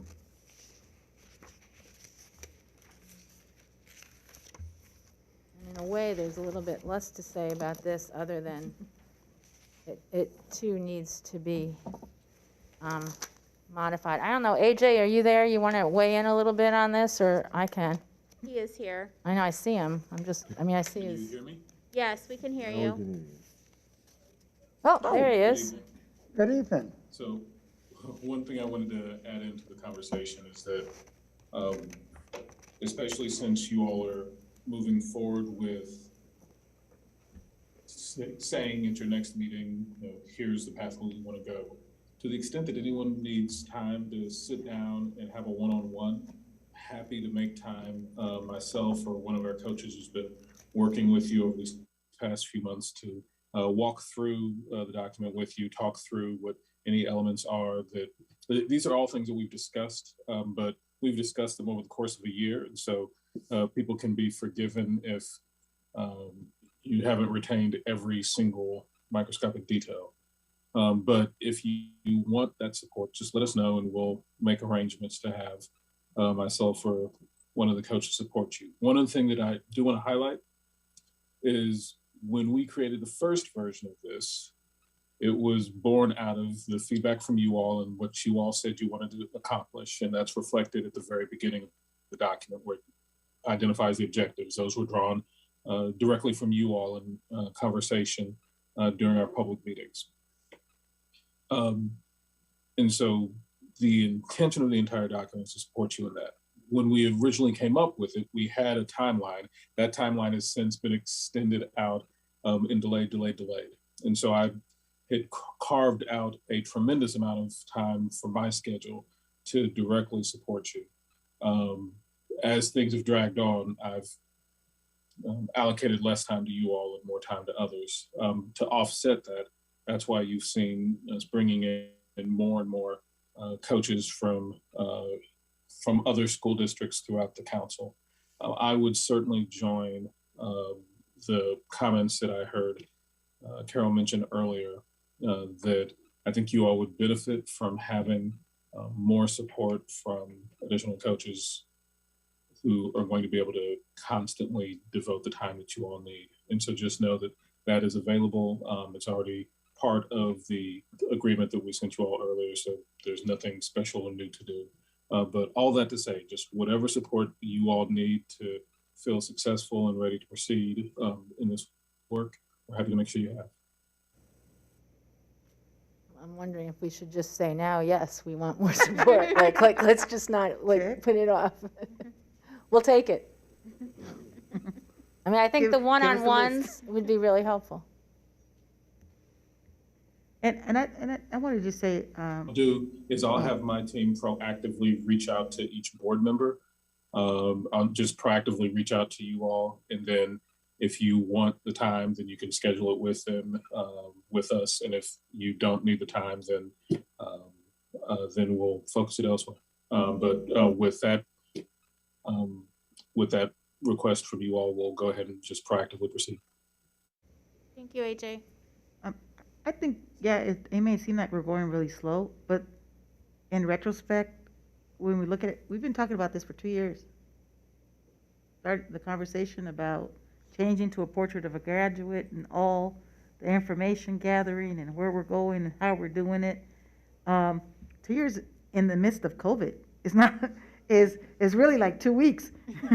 At least it feels like to me. So I would say that, to give ourselves a little bit of break and appreciate AJ's patience with us, especially during this time and knowing full well that there's other organizations similar to us that need assistance. But I mean, we're pretty far. I just don't want us to go too fast that Dr. Dixon doesn't get what she needs, and then we don't continue to monitor our effectiveness in our work. So I just want to say kudos to the work. I don't think we should downplay what we have done up to this point. Not saying that you did. I don't know. I'm mad at AJ.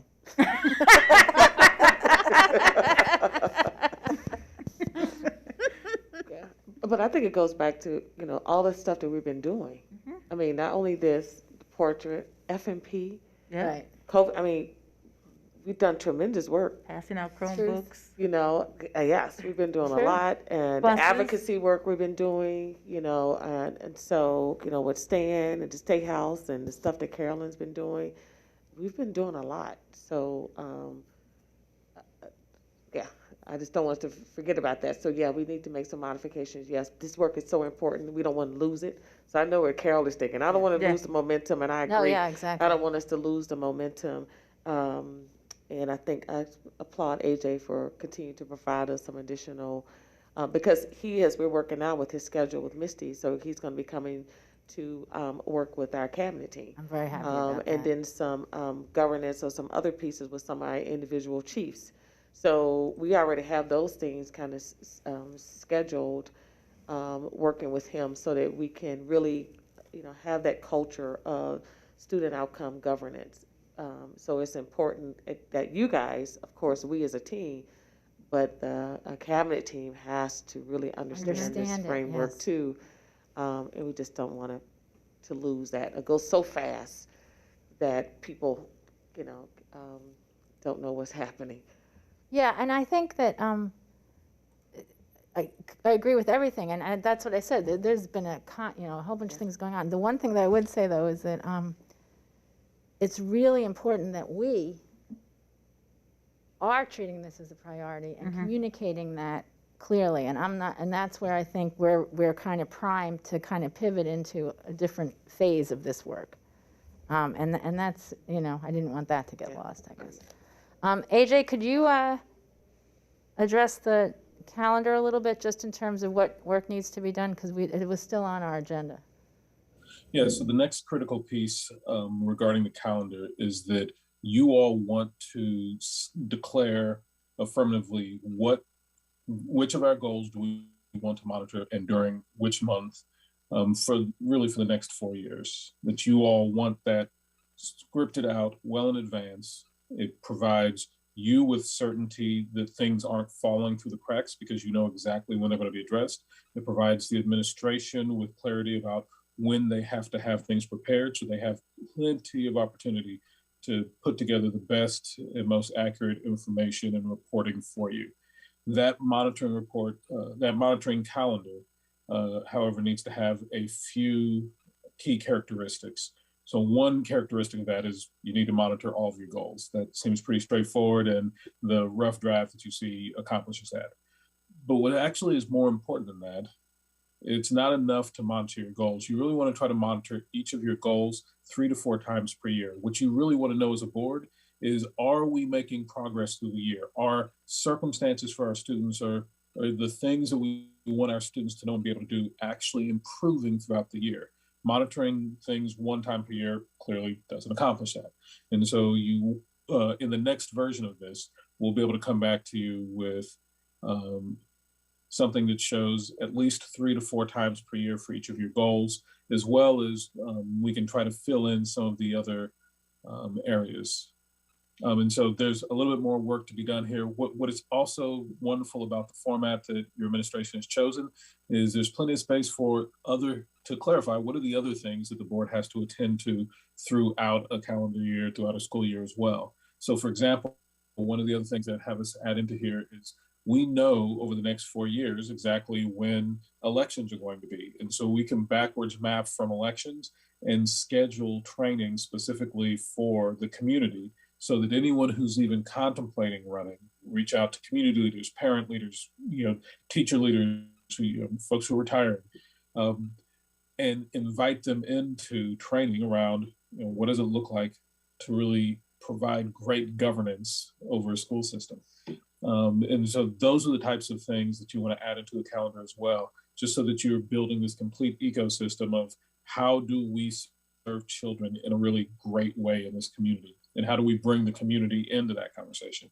So those are the types of things that you should expect to see in the next iteration. Again, as the superintendent mentioned, carving out time to visit with her, visit with their team, and then visit with team members individually as requested, to make sure that they have the support they need to provide you all the support you need. Thank you. I do have a question from Dr. Pierce. Yes, so thank you for assisting us to this point. So myself, myself, you, and Dr. Dixon had meetings regarding the academic committee months ago. And one of the key questions that you posed during that meeting is, what is the board required to do legally? We went through that list, we gave you that list, and none of those items are on either of these timelines. So for me, as I look at it, I'm confused. I'm sitting here saying I gave of my time. We've had these meetings. We had our administrative team lay out legally what we're supposed to do, and it failed to make either of these documents. One of the columns describes statutory obligations, and that's exactly where these things will go. Expect that in the next version of the document. Like I said, this one isn't complete, it's a rough draft, but the next version, not only will it have all of your goals plugged into it, which it doesn't have right now, but then in addition, there's space on there specifically carved out for statutory obligations, which, to be clear, is not a ton of things. There are not a lot of things that are statutorily required that the board and the board alone must attend to. There are many things in statute that the district must do, but whether those are accomplished by the district or the board is a matter of policy. Most functions you all wind up delegating. A few functions you reserve to yourself. And so there'll be a little bit of gray that needs to be sorted out where it's optional. Is this something the board will own or something the board delegates?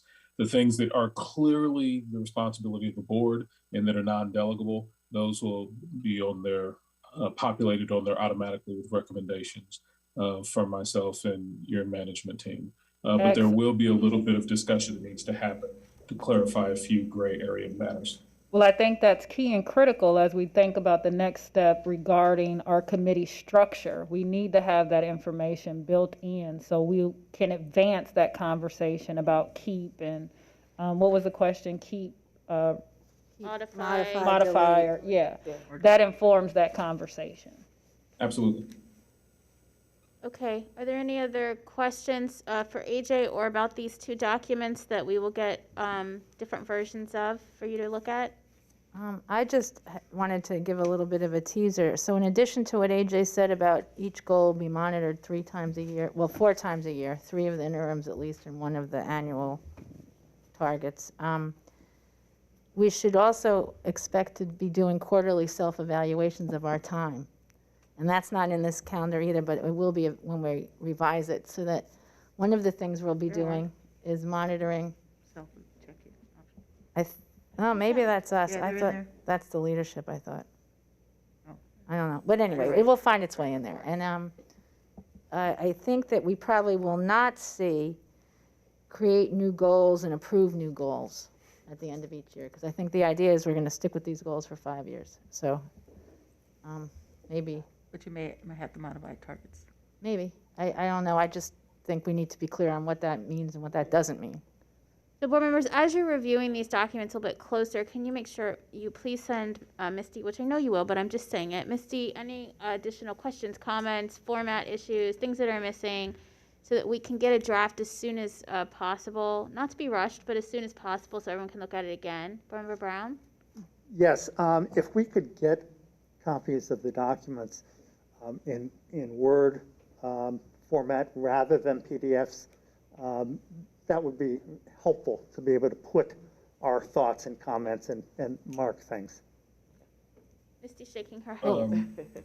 Yeah, the documents are provided to you as live Google documents. And so when Carol said these were living documents, she was quite serious. All these are live Google documents. Misty should be able to share the link with you. So obviously you won't have editing access to the main document, but you can from there save it as a Word document and edit it locally if you want.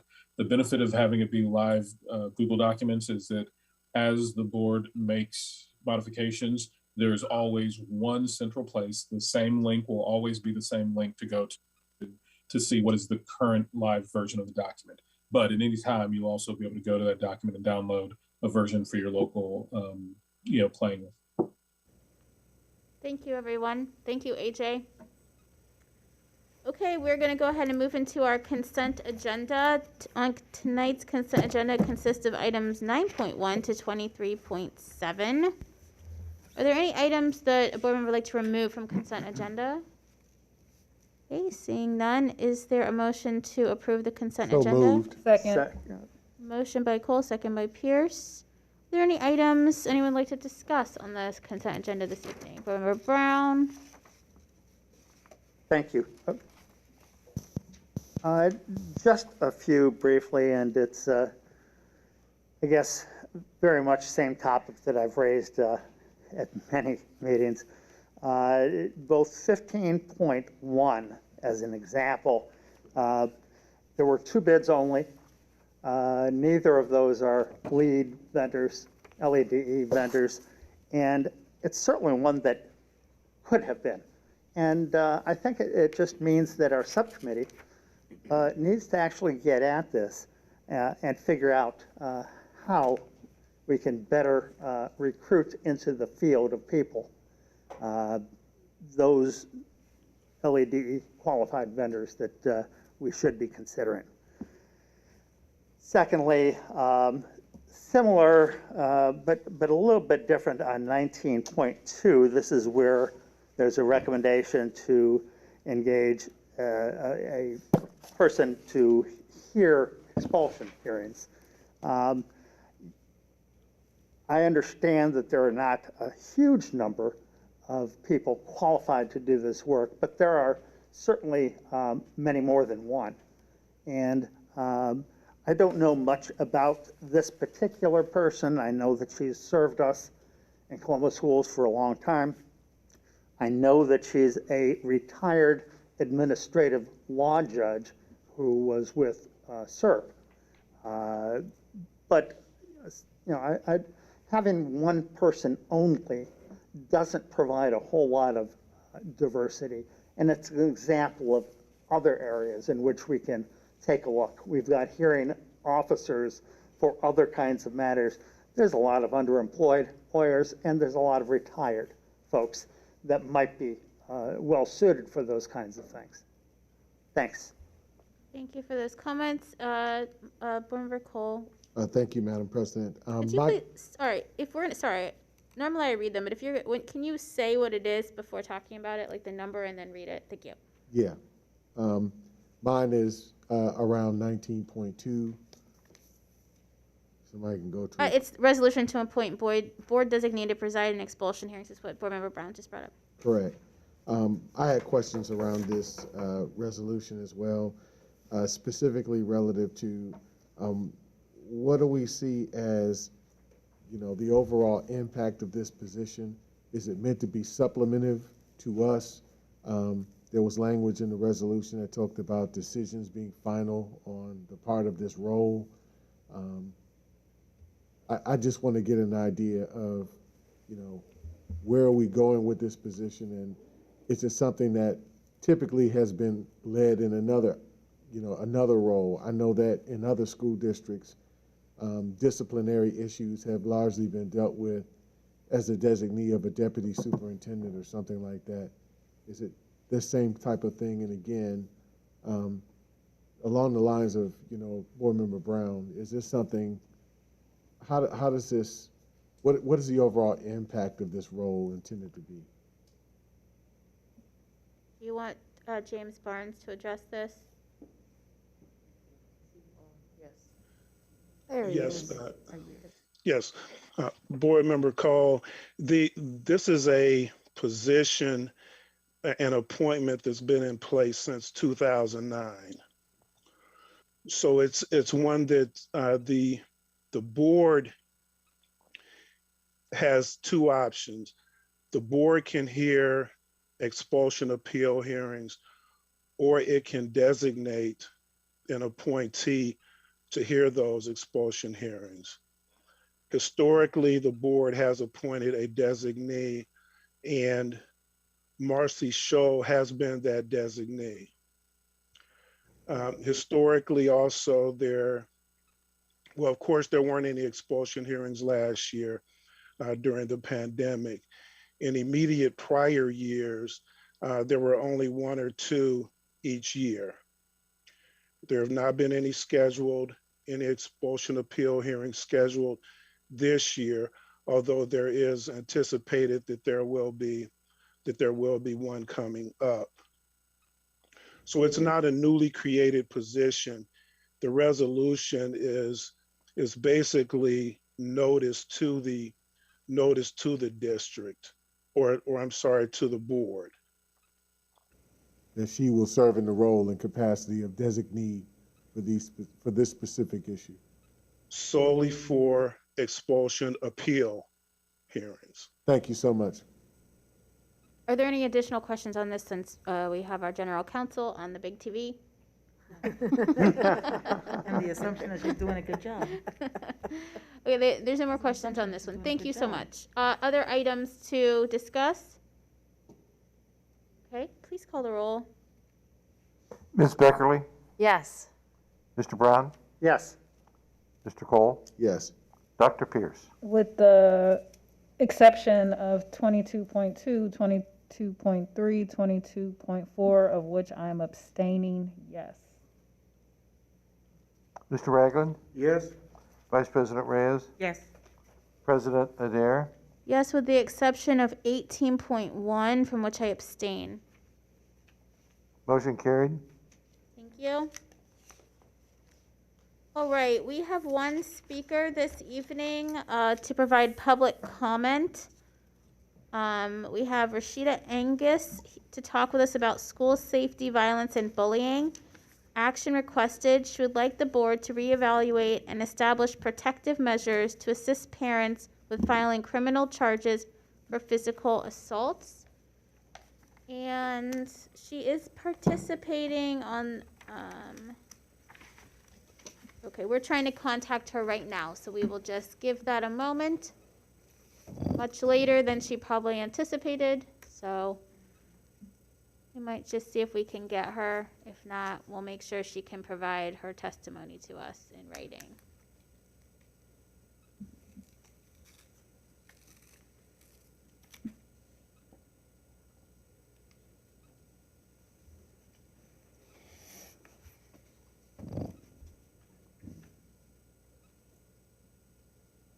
As we're waiting, board members, the next item on the agenda is the executive session. I can already anticipate someone asking me for a short break. So yes, we will take a short break before actually starting executive session.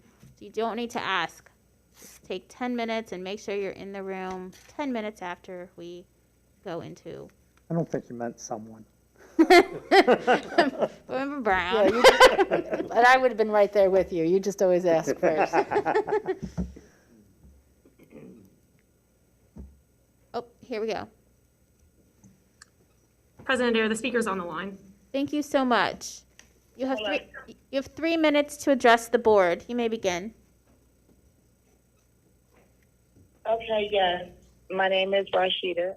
I know they probably provided my information for you already. I woke up out of my sleep, so I apologize for the delay. The issue regarding school bullying, school violence, and there not being a police liaison inside of the schools to deal with issues like this. So my son was attacked at East High School.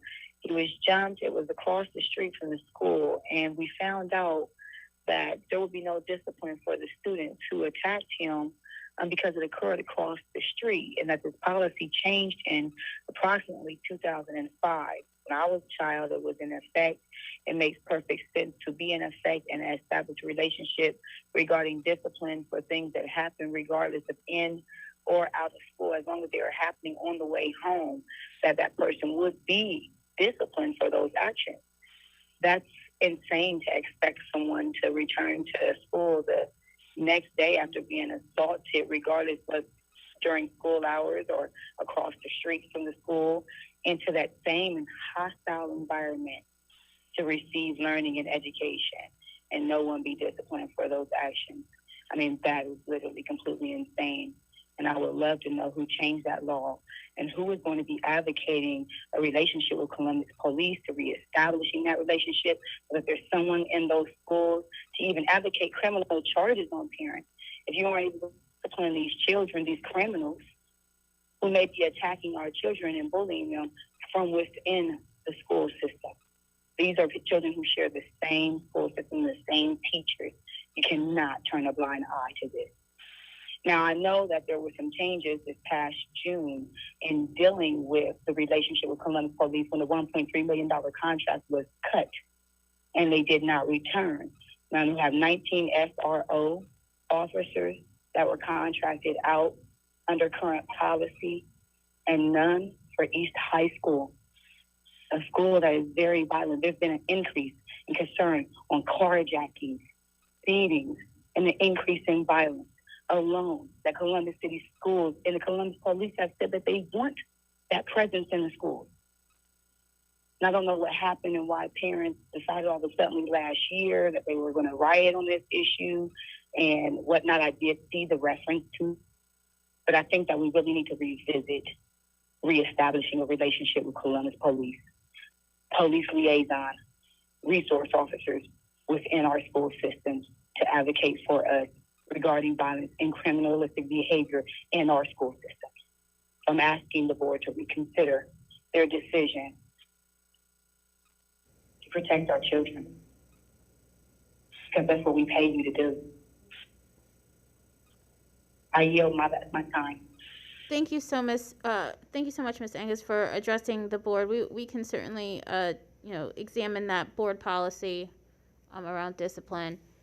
We do appreciate you taking the time. Sorry for the late hour. Thank you for sharing your thoughts and concerns with us. We appreciate it. Okay, the next thing we have is to go into executive session. Vice President Reyes. I move that the Board of Education recess into executive session per section 121.22 G1 of the Ohio Revised Code to consider the appointment, employment, or compensation of public employees, and per section 121.22 G3 of the Ohio Revised Code to confer with the attorney for the public body concerning disputes involving the public body that are subject of pending or imminent court action. Second? Thank you. Please call the roll. Mr. Brown? Yes. Mr. Cole? Yes. Dr. Pierce? Yes. Mr. Ragland? Yes. Vice President Reyes? Yes. President Adair? Yes. Ms. Beckerly? Yes. Motion carried. Thank you. We will now adjourn to executive session.